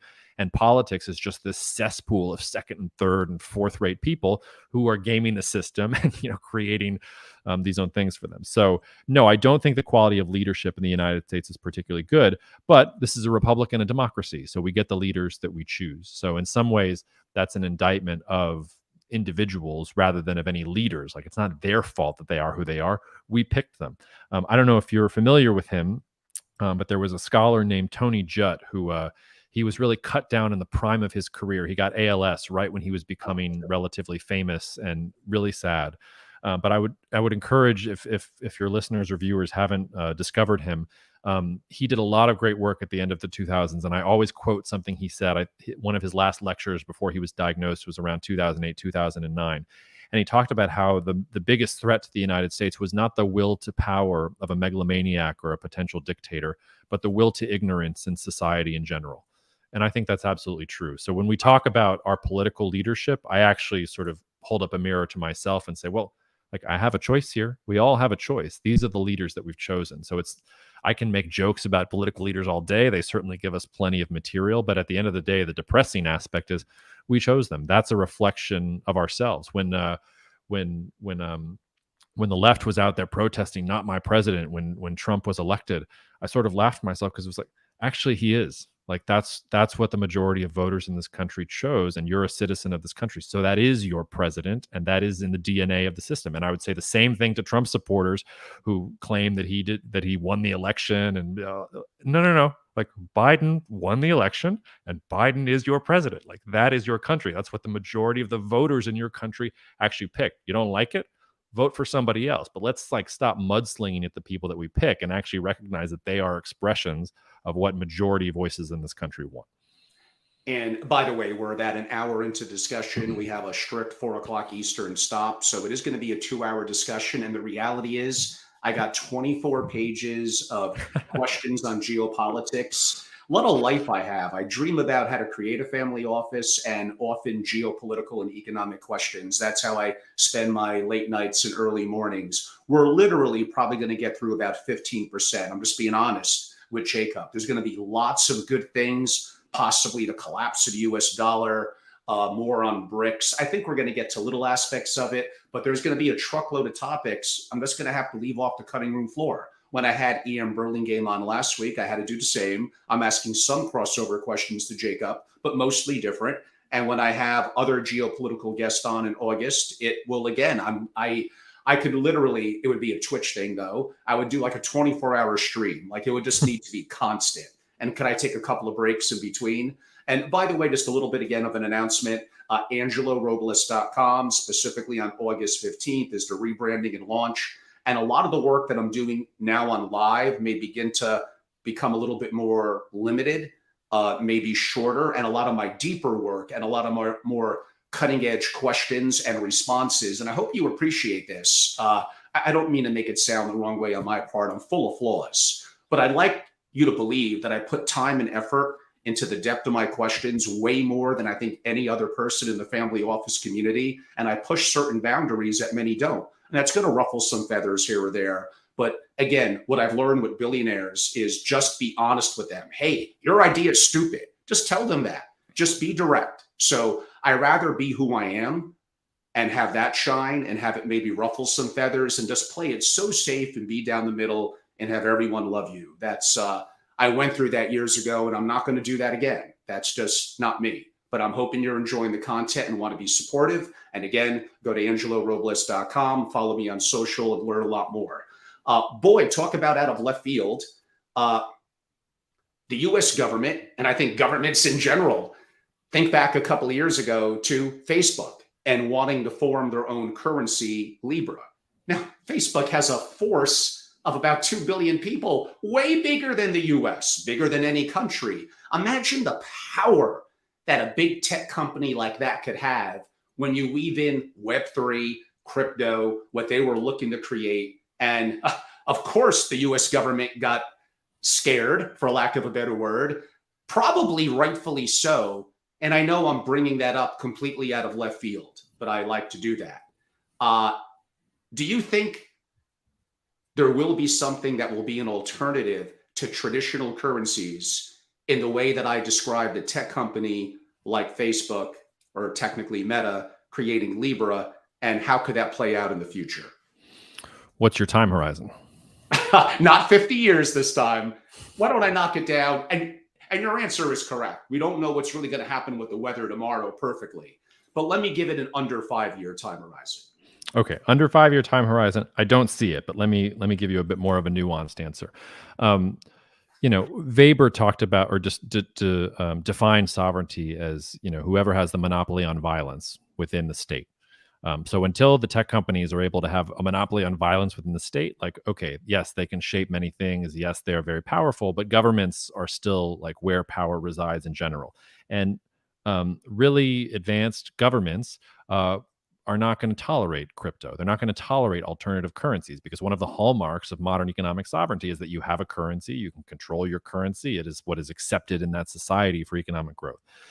So I don't think that whether you're the United States or China or the European Union, like they are going to fight tooth and nail against crypto applications like that, or anybody using sort of alternative means of exchange that way. That doesn't mean you won't get pockets of people who are trying to use it, but I think we're very, very early in some of the more interesting applications of blockchain technology. So if you've had to try to wire money recently from one country to another, or if you're handling an estate, like at some point blockchain technology is going to completely revolutionize all that, and I can't wait for it. But I don't think the sort of crypto revolution that you're talking about, it's not going to happen in developed economies. It's going to happen in places where people don't trust the currency, where you have governments that can't control things, and then where people have an incentive to move away from those more mainstream financial places. So places like Venezuela, places like Turkey, when Turkey was really devaluing the lira, you saw big Bitcoin. Yes, exactly. Like those are the places. Let me nudge you a little bit on this one. Please. Oh yeah, we're doing such a great job here in the U.S. We have a $31 trillion deficit. It's getting worse by the day. We have underfunded pension plans. We have lots of problems. We don't exactly know what's going on with the derivatives market. There's no easy solution. We're not taking in enough taxes to come anywhere close to dealing with it. Maybe hyperinflation could, but that'll be riot in the streets and all sorts of problems. In other words, they could keep on printing. They're doing a great job at it. And that is better than the promise of what Bitcoin could be. Really? Well, better or worse is a question that is above my pay grade. But one of the problems with Bitcoin is the same problem that you had with gold, and it's the thing that creates Bitcoin's value, which is the scarcity.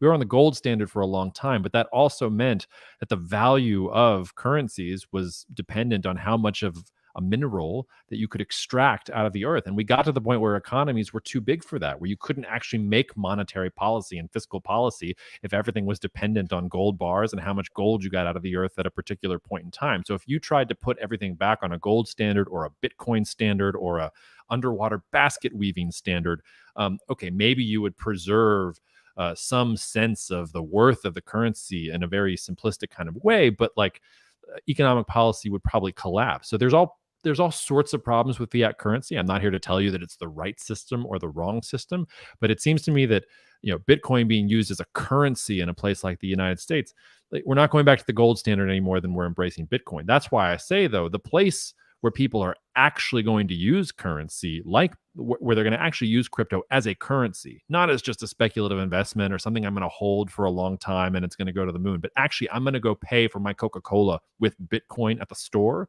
is the place where you don't have any alternatives. And that's why I say it's your El Salvadors, your Venezuelas, your Ethiopias. Like, those are the places where if there's going to be a crypto revolution, I think they're going to start in those developing economies. It's not going to happen sort of in the securitized space of Western economies where you have governments and federal reserves and banks and all these other things. It's going to be very difficult for something like Bitcoin to I mean, I break could through there. also say you mentioned entrenched, politically corrupt, bureaucratic organizations, central banks, over what overseen by the Bank of International Settlements in Switzerland. Who's really behind it? Who's really behind the Fed? Obviously, it's banks. Who's the major shareholder of the banks? Now, again, this is not Rumble. There's certain things I may go into there that I'm not going to go into on other platforms. But this gets, I mean, this is, there is, I mean, I want to cover like 10 more subjects in about 50 minutes. So we're probably going to have to move Great. on this one relatively quickly. But a final comment about it. Obviously, governments are very intrigued by blockchain. They're very intrigued by the concept of digital currency, which basically is digital is kind of how things are done now. I can't believe there's still people that believe, well, I take $1 million to the bank. They have it stored there in some kind of vault or in the basement. No, it's all digitally ledgered. But the problem with the inevitability, I think, maybe I'm wrong, and I think we have to fight it. The problem of a central bank digital currency is inevitably, just like the tax system in 1914. This is just temporary. Sure it is. They will turn it into programmable money. And that would be where they could adjust your interest rates. They don't like you. They could freeze your wallet. They could raise interest rates. They think that climate change is really a big thing caused by people eating too much meat. They limit a family to 4 pounds of meat a month. I don't like any of that. So, but I don't see any way around it. I don't think. Am I being overly concerned about central bank digital currencies becoming programmable money, or am I right, or is there somewhere in between? I think it's a legitimate concern.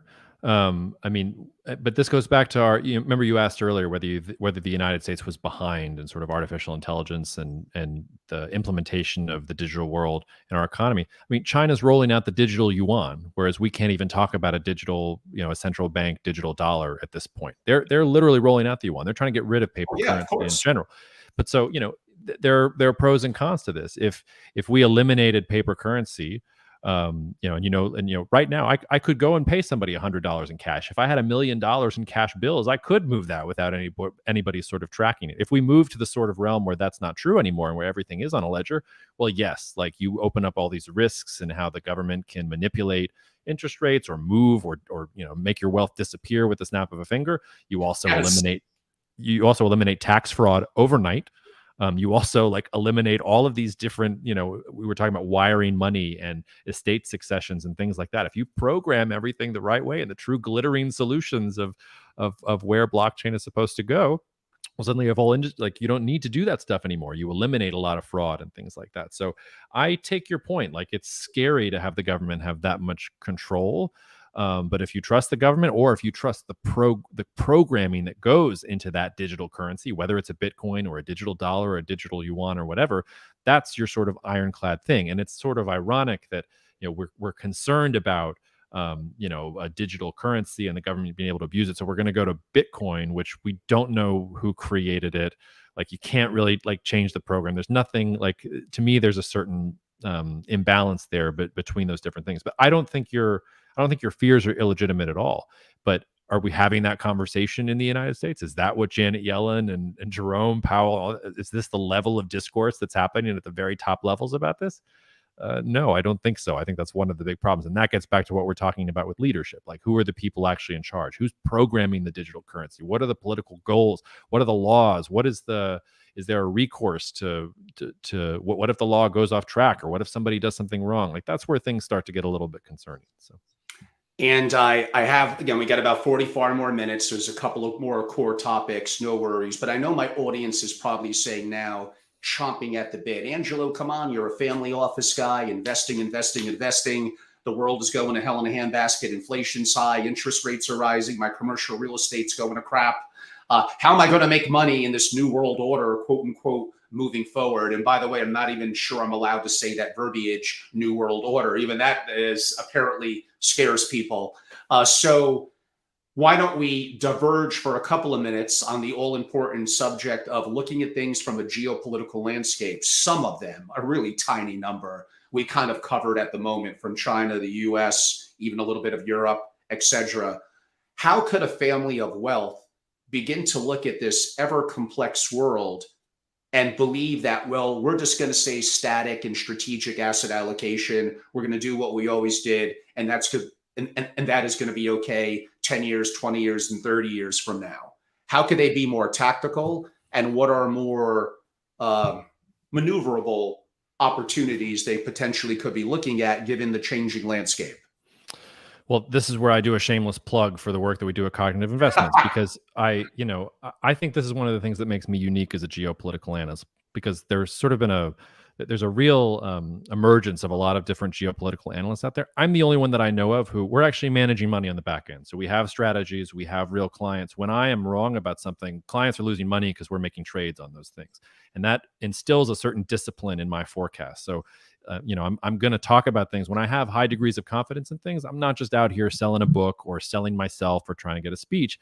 That's, you can bet that we are invested in that, and that we have tactically deployed our own clients' capital and my own capital along with it to try and do those things. And we work directly with family offices. We manage money for them directly. We also have family offices that hire us for advisory and consulting services. So I'm in that world with you, and just to sort of put that full transparency out there. So what we usually tell clients who are in this sort of profile that you're talking about is, we think the era of passive investing is over, or at least the most recent era of passive investing is over. It's no longer going to be just put something in an index fund and it's going to go up and to the right over time. This world of disruption that we're talking about, it's going to create winners and losers. And that means a couple different things. Number one, it means that you want flexibility and liquidity. You don't want to tie up a bunch of money necessarily in real estate or private equity. I think we're seeing some of the pain that's been there before. I think it's actually a return to public equity markets, and what theses can you express there, and how can you gain an advantage relative to others. It's also, we live in this sort of algorithmically traded world in general, and there's so much information out there. It's not like it was even 40, 50 years ago, where you can say, oh, I have the secret piece of information that's going to allow me to have insight that's moving forward. It's no longer about that. It's, can you stitch together the macro view that is correct? That's where you're really going to sort of push the edge in general. So, we have a couple different strategies that we try and harness these things. One of them is our tech innovation strategy, where we're literally looking for those companies that over a 10-year time horizon we think are going to be at the center of some of those tech innovation things that we talked about. We have a macro strategy that is more about tactical bets on commodities, or responding to things like the Russia-Ukraine war, and what are the weird things that are going to happen in commodity markets that nobody's expecting. It's those types of opportunities, I think, that you can really create opportunity with. And again, it's about flexibility. It's about accepting volatility. It's about having liquidity, and not tying it up in sort of these other things. And it's about not being passive anymore. It's about having a more activist position. And so whether that's the family themselves, whether it's they're outsourcing to a research firm like us, whether they have their own traders on staff, you always needed this if you were a family. But I think we really are entering a world where, if you want someone who's going to be a good steward of your wealth, It's a 24/7 job. It's an international job. It's not just I'm good at US equities or I'm good at this. You really have to see the forest and the trees at the same time. You need powerful research capabilities from the bottom up and then powerful research capabilities from the top down. Be able to create those frameworks and be able to ride the wave where companies are going to do well, and also get out of those industries or those locations that are on the downswing, because there are those as well. So that's how I would answer that question, and we can go into specifics if you want. Yeah, I mean, we're in what, inverse yield curve, where short-term treasuries actually look, broadly speaking, pretty good. Definitely comparative interest rate rise to longer term treasuries that usually, well, never has a great eventual outcome. There are certain metrics that lead towards a recession that we may be one now. Others would disagree.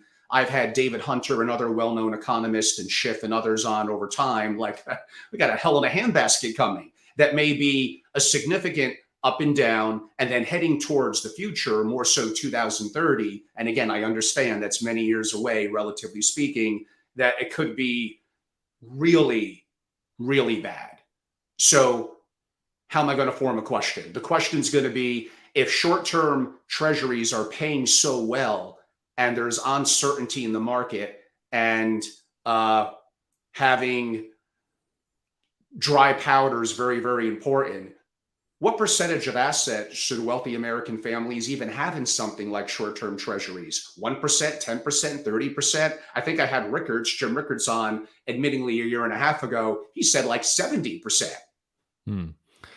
I mean, obvious. So the first answer to that is it's a case by case basis. It depends what the client's goals are and what the investor's goals are and things like that. So I wouldn't apply sort of a blanket statement. It really depends what the person or the family in particular wants, or the business in general, how they want to hold capital in general.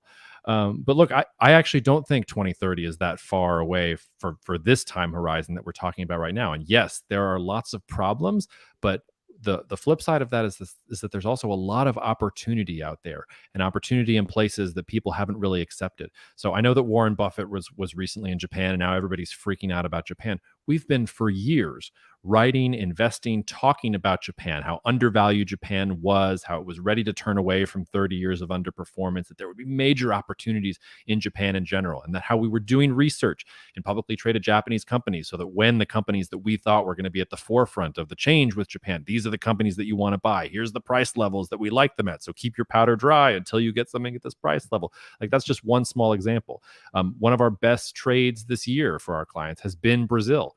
And I don't know what it is about Brazil. Like on Twitter, for example, when I was earlier this year, like January, February, I was talking about how optimistic we were about Brazil, despite Lula and despite all of the, you might remember their January 8th thing that happened in Brazil early January. And we were bullish. We were like, yeah, we'll take it. Like, give us more Brazil. And people were going at me on Twitter. I've never gotten so much vitriol from people telling me that, oh, Brazil's an underperformer. You have no idea what you're talking about. You call yourself a macro strategist. We're up really high on Brazil this year, and Brazil's been sort of a market leader. So the point there is just that all those opportunities are out there. You just have to be able to put aside your preconceptions and say, oh, no. Like, I'm actually going to look that Brazil, the Brazilian central bank, was ahead of almost every other country in the world in terms of inflation, and that all of these political problems in Brazil are actually advantages. And that's a place where you're actually going to see things go well. So I absolutely grant you that there are industries, countries even, that I would stay as far away as possible from, and that if you just stay in an index fund, Give me one or two. Well, that's a harder question. Let me just think. Right. Well, so here's a good example. So this is more of a short-term tactical trade, but we are and have been short Germany for the last couple of months. And in general, you might remember last summer, everybody was talking about the natural gas crisis and Europe was going to freeze in the winter. And we didn't buy any of that. We actually decided that we were going to short natural gas last summer. And that was another one of our really great calls. But at the same time, there was nuance there, because we knew that the countries in Europe that were really going to suffer from the Russia-Ukraine war were those that were dependent on natural gas imports from Russia over pipelines. So if you're talking about We're talking about countries like Hungary or Czech Republic or Romania. And if you're talking about, companies that are making things that need energy, that are energy intensive, one of my favorite examples was sort of construction companies and building materials companies in places like Austria and Germany and things like that. Those were places that were going to do really bad, even as we said, the natural gas prices isn't going to be as bad as everybody says it is. So you have this beautiful trade that emerges where, okay, we're going to go short the natural gas and we don't like these different companies, but suddenly Spain and Italy and the rest of the pigs, maybe this is an opportunity for them because the one thing they have, they're not close to Russia. They actually have advantages when it comes to importing LNG, or they've been sort of ahead of the game. So that's the example of the types of setups that we're looking at. And if you had just been in the European index fund, well, it's kind of middling. You wouldn't have actually captured any of that. But if you can target, okay, I don't want to be here, but I want to be here, like that's the type of scenario that I'm talking about in general. Yeah. I'm going to go a little rapid fire. I mean, we still have 35 minutes, but with about 300 questions, maybe I'll pick 15 or 20 for rapid fire. Why did Kissinger really go to China? Who cares? If you had Seriously, to guess, is it important? who cares? He's 100-year-old man who hasn't had any importance or influence in the U.S. government in decades. I don't want to. I mean, what do I care? Like, I don't see like he has no influence. Kissinger is in the business of selling Kissinger, and every time an article comes out about something that he's doing, good for him. He's selling Kissinger. There's no import whatsoever, and you shouldn't pay any attention to it. Fitch downgraded recently U.S. sovereign quote unquote bonds by one notch to an A plus. Something to be concerned about, or they're correct? It's interesting timing. I'm most curious about the timing. Like I don't quite understand the timing, but no, I don't think it's of much concern. And I was yawning when we were talking about the debt ceiling debate earlier this year, and I'll yawn the next time we come to it. Look, as a citizen, I'm with you. The expanding debt is very concerning, and 33 trillion is a big number. Again, I'll repeat it. Like, we are the wealthiest country in the history of the world, the wealthiest, most powerful country in the history of the world. No country has been as wealthy and as powerful in absolute and relative terms as the United States is right now. The crazy thing is we can afford 33 trillion. Now, I don't know what level that begins to tip. I don't know what moment people begin to doubt the US dollar in general. I would point back to the last time there was a country that had this kind of dominant role in the global economy. It was the British Empire. And it took not one, but two world wars for the pound to lose its position and for people to lose their confidence in the British system and for Britain to bankrupt itself. And if you look at the debt levels in Britain as the 1800s go on and as British society starts worrying more about silly cultural stupid things rather than the actual geopolitical things that made them an empire in the first place, you can watch the debt rise up just like it's rising up in the United States. But I think we have a lot more room to run before that's really going to be a problem. So it's a problem. It's concerning to me as a personal citizen, but I think we underestimate the level of US wealth and how it's really not that big of a deal yet. Now, of course, do this for another 10, 15 years. Like, yes, we are sowing the seeds of our own demise. And the bigger that debt pile gets, the harder it is to try and reverse course and fix things. But right here and now, like, the current levels don't matter that much to me. And what Fitch has to say matters even less. Does the country with the strongest military, theoretically, historically, for hundreds of years, the strongest navy, generally have the world's reserve currency? Well, that's been true since the rise of the British Empire. It was not necessarily true before then. So before the pound sterling, there was a brief moment there where France looked like it was going to be the Correct. dominant Right. currency. And then before that, I believe it's the Dutch. the Dutch guilder. And that was not the most powerful navy in the world. But then, like, now we're getting into a world that hasn't truly been globalized yet. And can you really make apples to I was apples going to bring that up. comparisons? Correct. So, like, I don't know that you could even argue that you can't make comparisons between pre-gold standard dollar and post-gold standard You can dollar. make It the gets argument. very Of difficult course. to make those apples to apples comparisons. So, having the strongest navy doesn't necessarily confer, I think, reserve currency status, but it does come with a host of different benefits, especially in a world that is globalizing in general. The indictment of former President Trump. Do you have any opinion on the impact from a national and a geopolitical perspective? Which indictment? A federal, what's going on more recently, the Mar-a-Lago. Yeah, don't. I think we have 3 of them right now. I mean, it's really it's fascinating to me. The only way it matters is if and whether it's Trump or somebody else, if you get the election of a U.S. president who does not respect the peaceful transfer of power, like, yeah, that would be a major geopolitical challenge. That would be a constitutional challenge. And Trump tried it once. And if he could come back in, or if anybody, if it could be on either side, if they come back in and say, here are all the ways that Trump didn't go far enough, I'm now going to fix it. I'm going to put loyalists in the right position so that when the time comes, like, I'm going to be able to flip the switch, and the bureaucracy is going to do what I want rather than honoring what the Constitution says.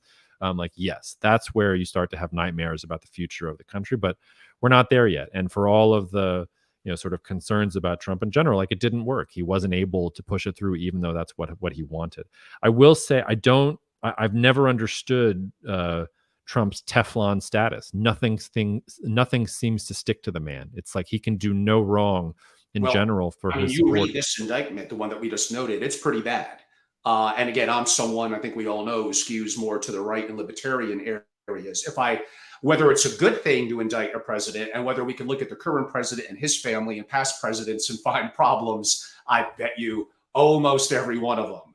It's not a great look globally, and I think it causes further bifurcation and challenges. I think we already have you disagree, I get it, but I think we're already in a cold, not a hot, but a cold civil war here in the US currently. Obviously, if Trump wins, he'll pardon himself, assuming he's able to get that deep to potentially win. But I could make the argument that should even a Democratic president, I don't know if high road is the right word to put it, but maybe that might be the right call. I mean, the U.S. Constitution has been tested many times, and I mean, Douglas MacArthur tested it pretty severely in the 1950s. Both LBJ and Nixon tested it. Even FDR, did some things that were pretty shady. If we had FDR, if Biden was actually behaving like FDR was, like, I think we'd be hearing a lot more about cold Civil War things in general. But again, I would go back to there's the Trump persona himself, and before what happened with the election, I was like, I didn't particularly like Trump that much, but whatever. He was who the American people chose. I do think there was a Rubicon crossed there, and I have very skeptical thoughts about him as a politician and what his intentions are going forward in general. But that's true of all politicians. And the most damning thing, and this goes back to that will to ignorance comment that I made, it's not the indictments, it's the fact that he's killing DeSantis and everyone else in the polls despite all the indictments. Nothing sticks to him. Nobody cares. People want whatever he's selling. And I don't know whether he has a special form of charisma where people seem to trust him. He has the riz, that's for sure. And yeah, so for me, it's not about, to turn the question back around, it's maybe the indictments really aren't what's geopolitically significant at all. What's geopolitically significant is, will the American population really pick someone like that to be their leader? And if they do, like, they're basically picking for a leader who has already said he's not going to honor democratic election results, who has already assaulted the legitimacy of the Constitution. And if that's who the American people want to pick in this day and age, yeah, that's hugely geopolitically significant. It's going to be one of the biggest challenges to the Republic and to the Constitution that we've ever had. Looking about a year from now into next summer, we're going to have a candidate, perhaps current president, vice president, or governor of California, someone on the Democratic side and someone on the Republican side. If you had to prognosticate, and if you want to punt on the question, I get it, who do you think will be the candidates a year from now? I'll prognosticate, but let me just give you the caveat that, all of my geopolitical expertise means nothing here. So I'm pretty good when we're talking about geopolitics and long-term trends and how to apply investments. When it comes to who's going to win the next election, I'm just like every one of you. I'm just guessing. And I didn't think Trump had a prayer in 2016. I was obviously wrong about that. I had a sense that Biden was going to be able to pull it out in 2020.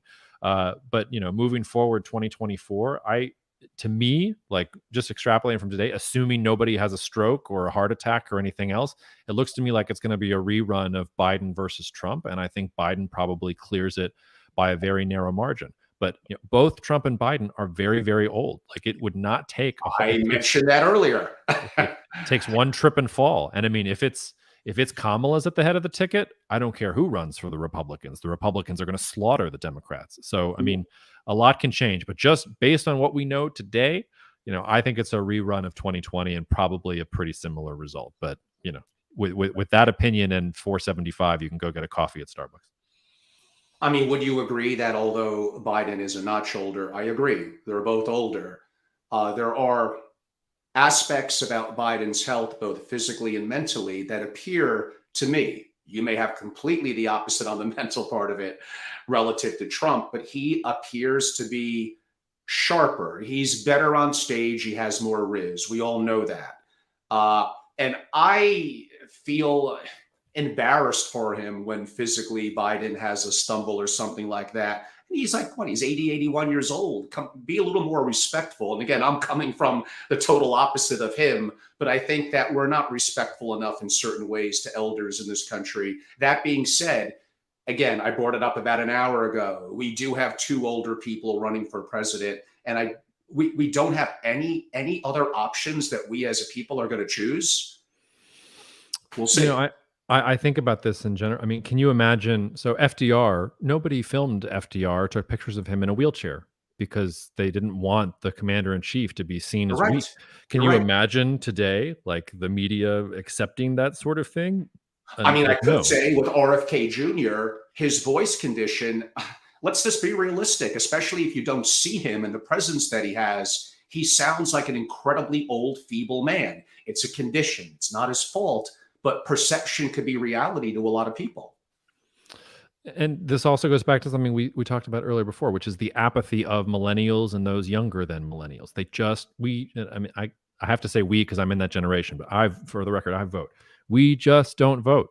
So like it makes sense. Like it makes sense that older people are selecting people who they have more trust in. Like maybe they don't trust the younger folks. They trust the older folks because they're sort of in the same demographic, and that is the voice that is generally being heard. There are absolutely politicians and leaders that are out there that could probably do a better job. But this also, I think, goes to the power of top-down media narratives. I think we like to think, you mentioned that you're a libertarian. We like to think that we all make up our own minds about things and our own opinions. But let's take a different example here. If you look at Pew Research data, even 6-7 years ago, most Americans did not view China as a major threat. And younger people in both the United States and China did not think that they were each other's main threat.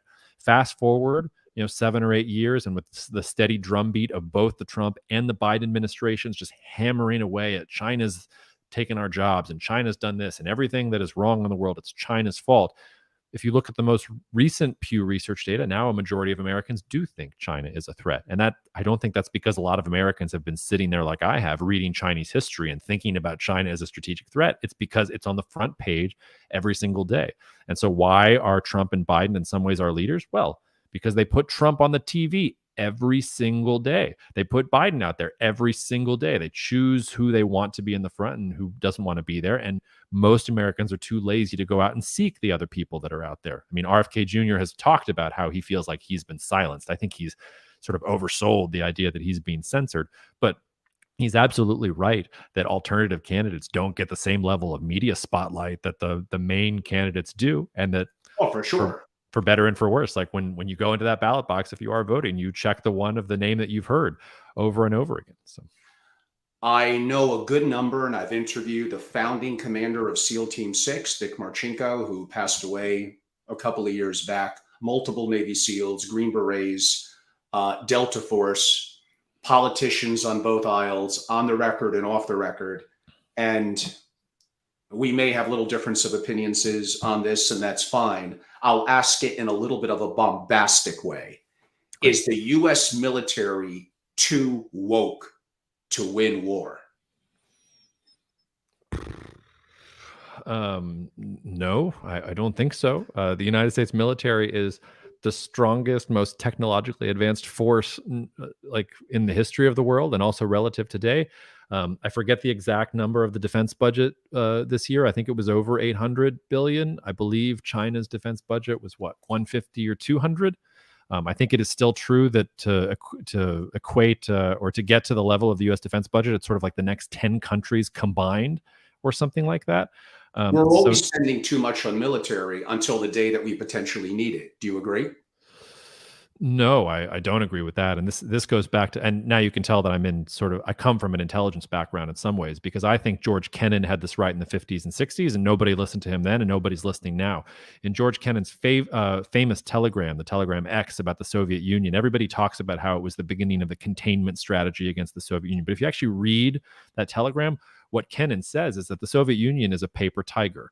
The Soviet Union is hollow. It does not have any of the strengths that the United States has. And if the United States really wants to be the global leader, what it needs to do is believe its own principles and invest in its education system and its infrastructure and its social cohesion, because the United States actually has something to offer the world that people really like, that is real, rather than this fantasy that the Soviet Union Politburo is trying to create, which has no semblance on reality. I think that's the situation that we're stuck in right now. We can spend a lot of money on the military because China's a boogeyman, but our infrastructure is falling apart.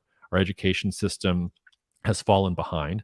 Healthcare in this country, despite the fact that we are the most innovative country in the world in terms of research into medicine and things like that, our healthcare system is terrible, and we're a terribly unhealthy population in general, despite all the knowledge and despite all the drugs that we have and things like that. So no, we have enough nuclear weapons and enough military strength to defend the United States and to defend its interests. And we are spending a lot of money on that, and I think neglecting some of the things internally. And I How think the about, more, yeah, sorry, go ahead. part of my interruption? No, please. How about if China and Russia, part of the BRICS, were to team up and be a challenge to the US? They have more than enough missiles to destroy the world. So it's not just going to be a matter of that, although I will get to hypersonic in a second. Uh, Let me scale that back for a second and Mhm, re-ask it. And with all due respect, I'm saying it this way.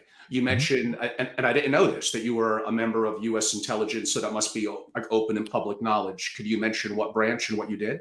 No, I'm sorry. I'm was not did not work for U.S. intelligence, but what I said was I come from an intelligence background. So like I'm trained like to think about things from using intelligence methodologies. I was not a member of any U.S. intelligence agency I mean, I before was that. going to ask if you were a psychops for the CIA.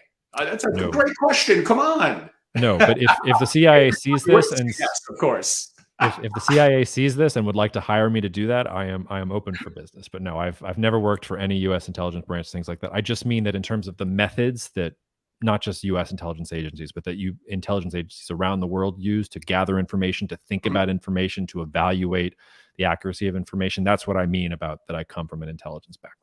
Russians have, we didn't get to Russia to Ukraine. Again, that could be 3 hours. We'll probably do 5 minutes on it. But staying a little bit on the war theme for now, and mainly US strength, uh, I hypersonic missiles. Russians are dominant. Chinese aren't bad. Hypersonic missiles from Russia come from off the South Pole. Supposedly, we have no way of detecting that at the moment. I'll give the current administration just the slightest bit of credit from what I've heard from my people. In some ways, on that front, they've actually made some inroads. So good. Now, and relative to China, a lot of our force is going to need to be from a naval perspective, which I kind of hinted at earlier. They have spent a lot of time and money on naval defense. So maybe I'm being overly concerned, but maybe that's good, because when you're overly concerned, that means you need to be a little bit on edge.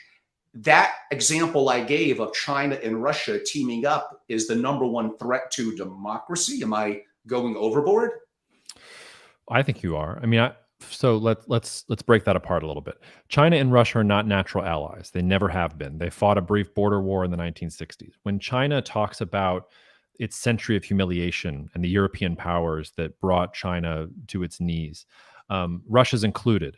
If you have a map, sort of like if you can imagine the uber Chinese nationalist map, it has Taiwan obviously as part of mainland China. You know what else it has as part of mainland China? Vladivostok, which used to be a Chinese city, which the Russians took from them in the early 1900s and is now the Pacific base of all of the Russian naval fleet.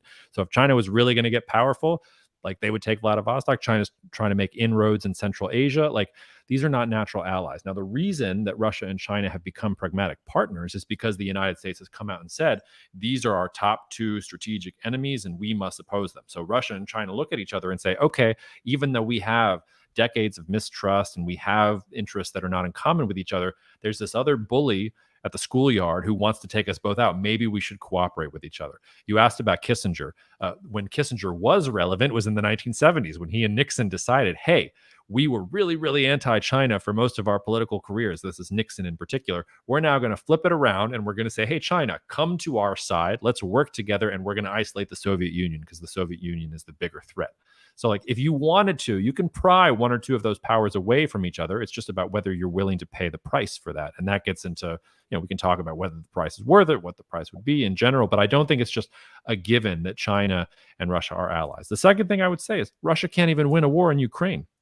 We're going to worry about what Russia's going to do in the rest of the world. I mean, like, yes, if we get into a nuclear war scenario, all bets are off and we're probably all dead anyway. So I try not to spend that much time thinking about it. But the notion that even the combined strength of the Russian and Chinese armies, they couldn't touch the United States. They couldn't occupy any territory here. Well, yes, we have oceans on both sides, friendly neighbors.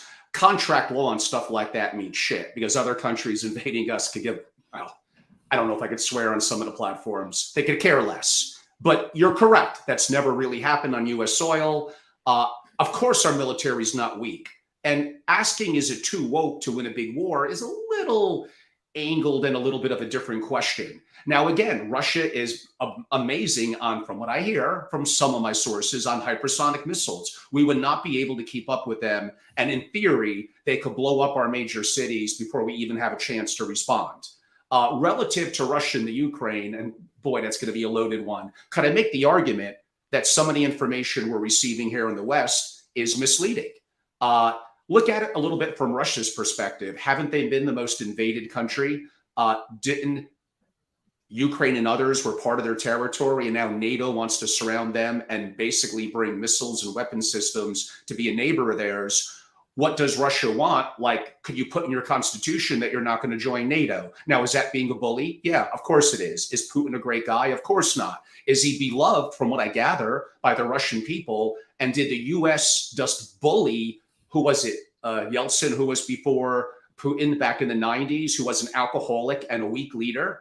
So I just don't automatically buy. I want to think for myself that everything I hear is necessarily correct. And there may be more nuances to the story. Yeah, so there's a couple different aspects of that. So let's start with sort of the U.S. military question, and it all goes down to what your goal is.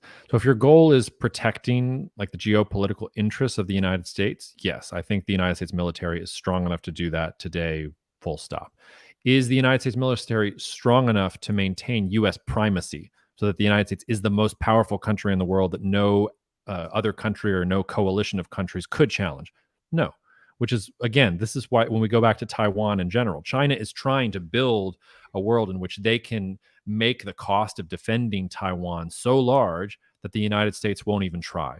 So that's why if you look at all of and China's had incredible advancements in their military capability in the last couple of decades, and they're probably going to continue here, but it's all area denial. It's all about trying to make it more costly for Japan or South Korea or the United States or Australia to come to defense. They're not about sort of active offensive strikes against, coming up through the Gulf of Mexico and taking over New Orleans and cutting the United States. Like that's and very in far hundreds away. and hundreds of years, when have they been? Right. It really hasn't been history. So it depends kind of what your goal is. And you can tell, I try not to inject my personal opinions into things, but one personal opinion I will allow to share because I can't hide it is that I don't think it makes sense for the US military's goal to be absolute omnipotence and primacy in the world. I think that's setting it up for failure. I think the United States military is certainly powerful enough today to protect what I would describe as the existential interests of the United States. And we can talk about sort of the rest of it alongside it. In terms of, sort of what's coming out of the Russia-Ukraine war and your perspective on Russia in general. Absolutely, you shouldn't trust anything coming out of it. It's a war zone. The fog of war is incredibly real. I mean, going back to some of these intelligence methodologies that I talked about, that's why my job is not very sexy. I sit there and I read, 10 different newspapers, 5 Ukrainian, 5 Russian, translate them, try and figure out what both sides are saying. Are there any similarities? Are there any differences? Like, what is this change in tone? Well, they both have this fact, but they're framing it differently. Like, that's what really the boring job of intelligence work is, trying to read through reports like that and figuring out what's going on. And it's a war zone. So yes, you should take everything that you have with a grain of salt. You are also absolutely right that from a Russian national strategy perspective, they've been invaded many times. Nazi Germany invaded last century. It was Napoleon the century And I'll before that. remind people, pardon my interruption, Yeah, yeah, please. what is it? 27 million Russians died in World War II. Yeah, Let that sink in a little again. 27 million. yeah.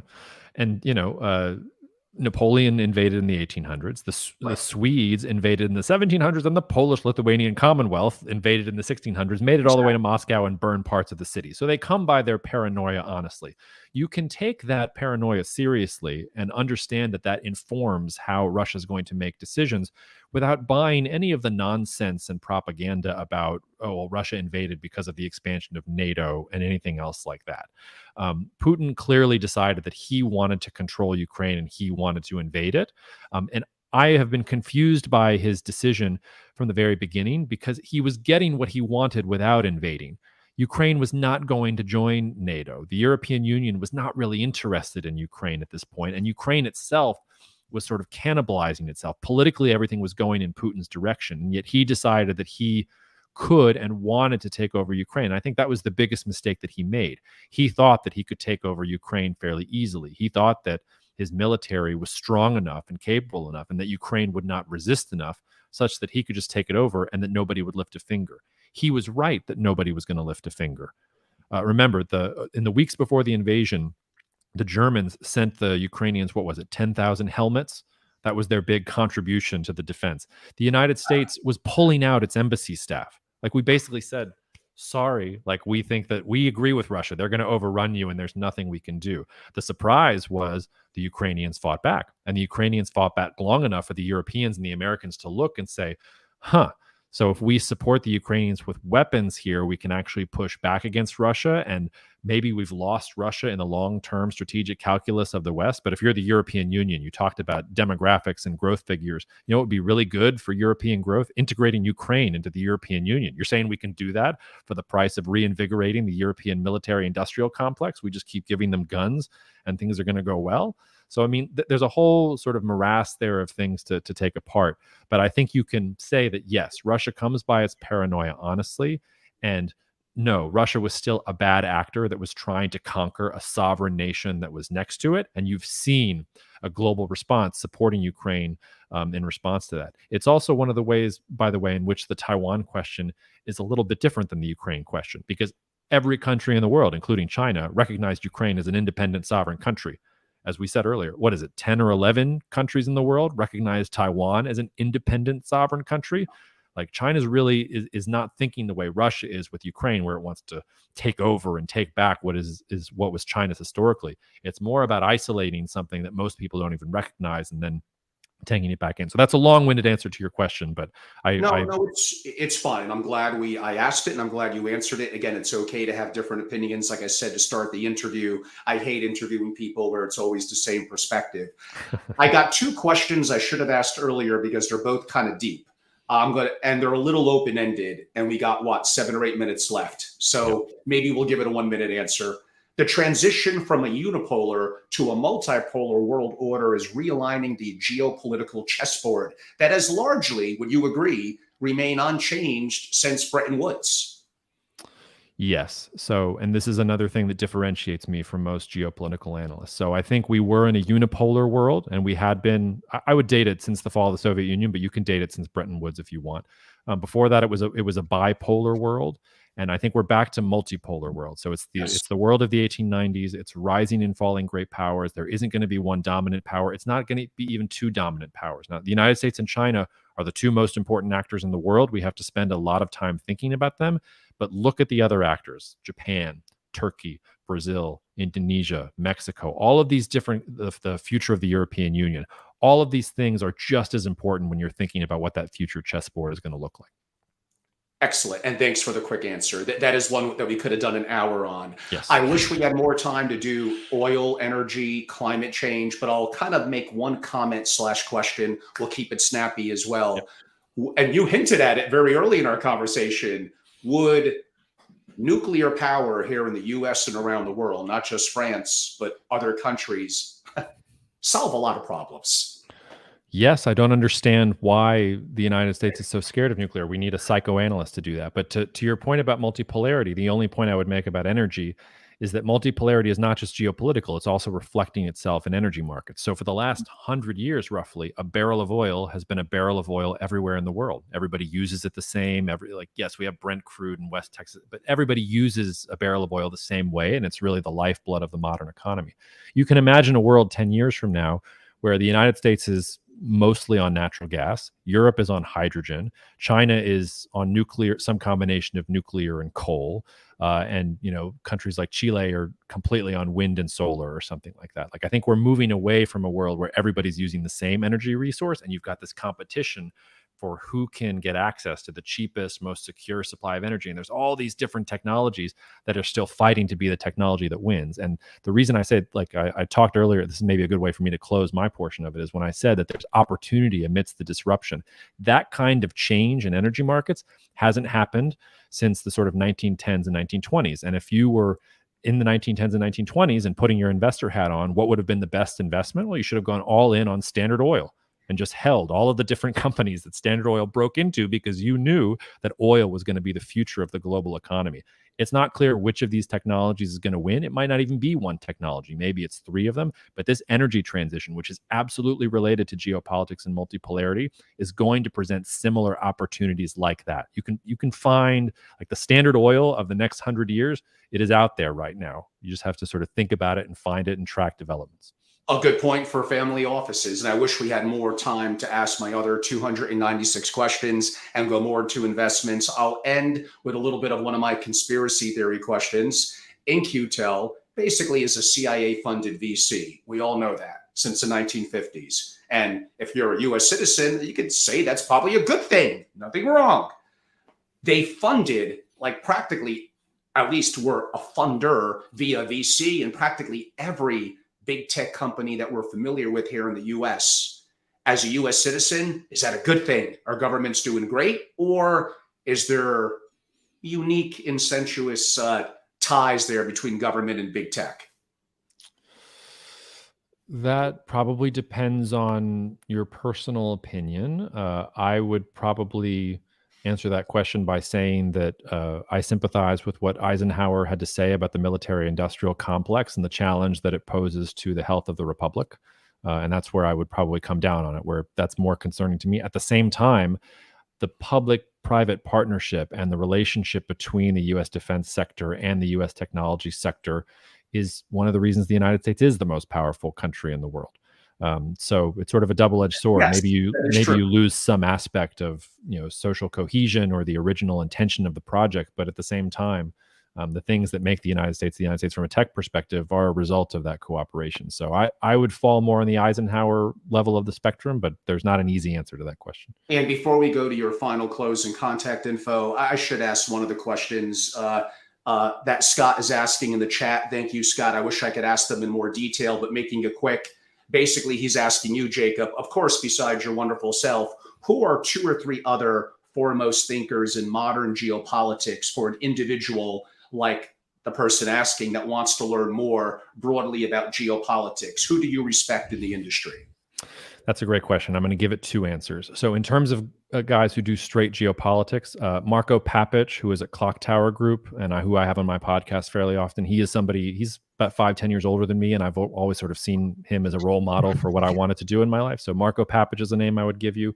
Everybody knows Peter Zeihan probably at this point. I think Peter's a little sensationalist, but in terms of And I think he could be a psyops, by the way, but that's okay. I still respect him, and he's smart.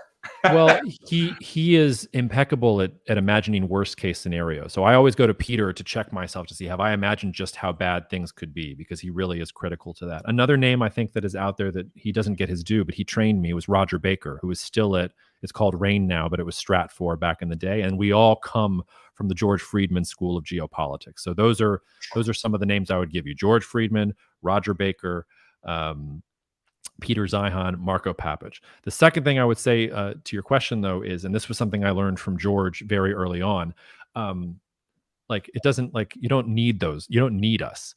What you need to do is just read everything. So I learned more about power in the United States from reading All the King's Men by Robert Penn Warren and reading Shakespeare than I did from necessarily listening to policy wonks on TV.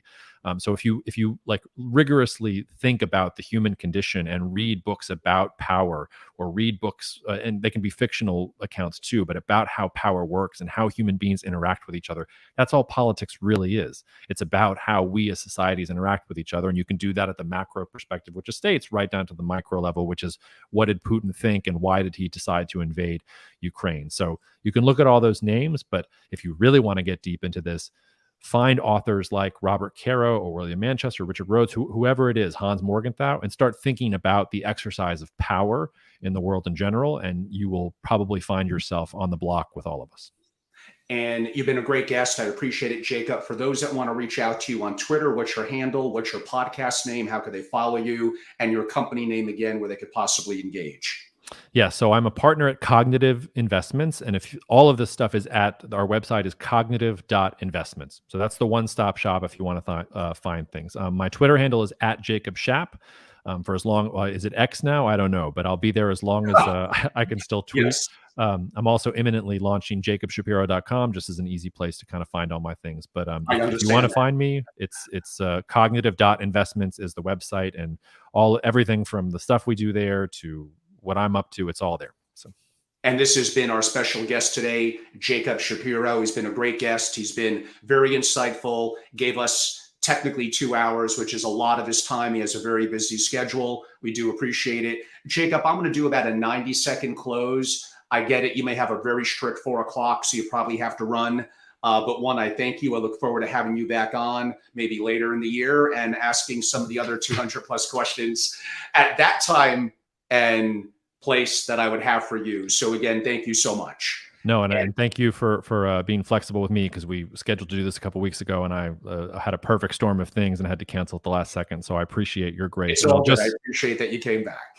And I'll close by just saying, and I'll close by saying, because I do have to run, in case any of you are wondering, no, I'm not related to Ben Shapiro, but one day I hope to be important enough to eviscerate him in a debate. And two, apparently there is a professor of politics at Princeton named Jacob N. Shapiro, who I recently published an article in an Italian newspaper. They put up his picture instead of mine. So if you're trying to find me and you get to the Jacob Shapiro at Princeton, do not pass go. You don't get $200. Try and get Cognitive Investments. So with that joke, I'll say goodbye, and thanks so much for having me. Thank you, Jacob. And everyone, I'm Angelo Robles, host of the Angelo Robles podcast and founder at Billionaire Mastermind, SFO Continuity, and Family Office TV. Boy, that's getting a little complicated. I'm probably going to have to find a way moving forward to streamline that, which basically is what AngeloRobles.com is going to be able to do. It's technically up now. It's old. It's dated. It's kind of embarrassing, which means, of course, you're all going to go to it. But really, by August 15th, it'll be completely revamped. All my enterprises and work that I do in the family office community will be in there, and ways to engage in what I do at Family Office TV as a membership organization for families at SFOs only in SFO continuity, and the unique work that I'm doing in Billionaire Mastermind. So I'm really excited about it. My life's work is with these amazing families, and all that I learn and all that I could share, and the work that I do on creating and redesigning single family offices. I'm very, very narrow in what I do. Hopefully I'm pretty good at it. I'm imperfect.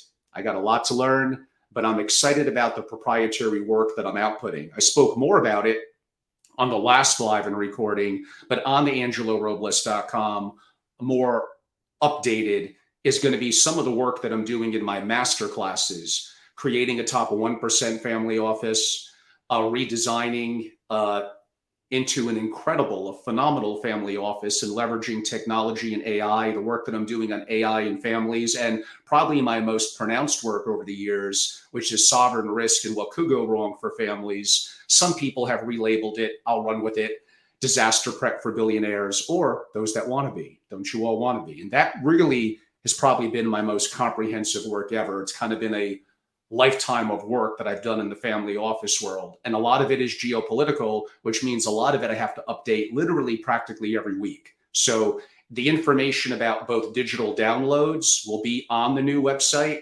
or on the rebranded website, and the in-person gatherings where it's possible to pay a fee and be a part of it are also going to be something that you could participate from that perspective as well. So stay tuned. I am very, very busy this summer. I hope you're enjoying. Follow me on both YouTubes at Family Office and Family Office TV. Don't forget Angelo Robles Media on Rumble and Twitch and my other platforms like LinkedIn. I appreciate all of you. Thank you for your support. Feel free to reach out, email, text, DM, ask any questions you want. I appreciate all your support and look forward to the next time. Thank you.